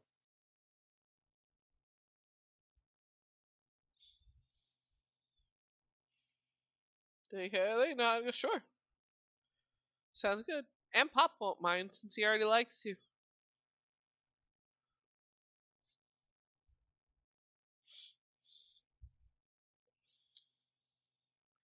And then Zay is just gonna finish her drink and then bid farewell to the ladies and then head home. Alrighty. And I do think, since it is time, this is also where we will end session for the night. Indeed. Farewell. Bye, chat.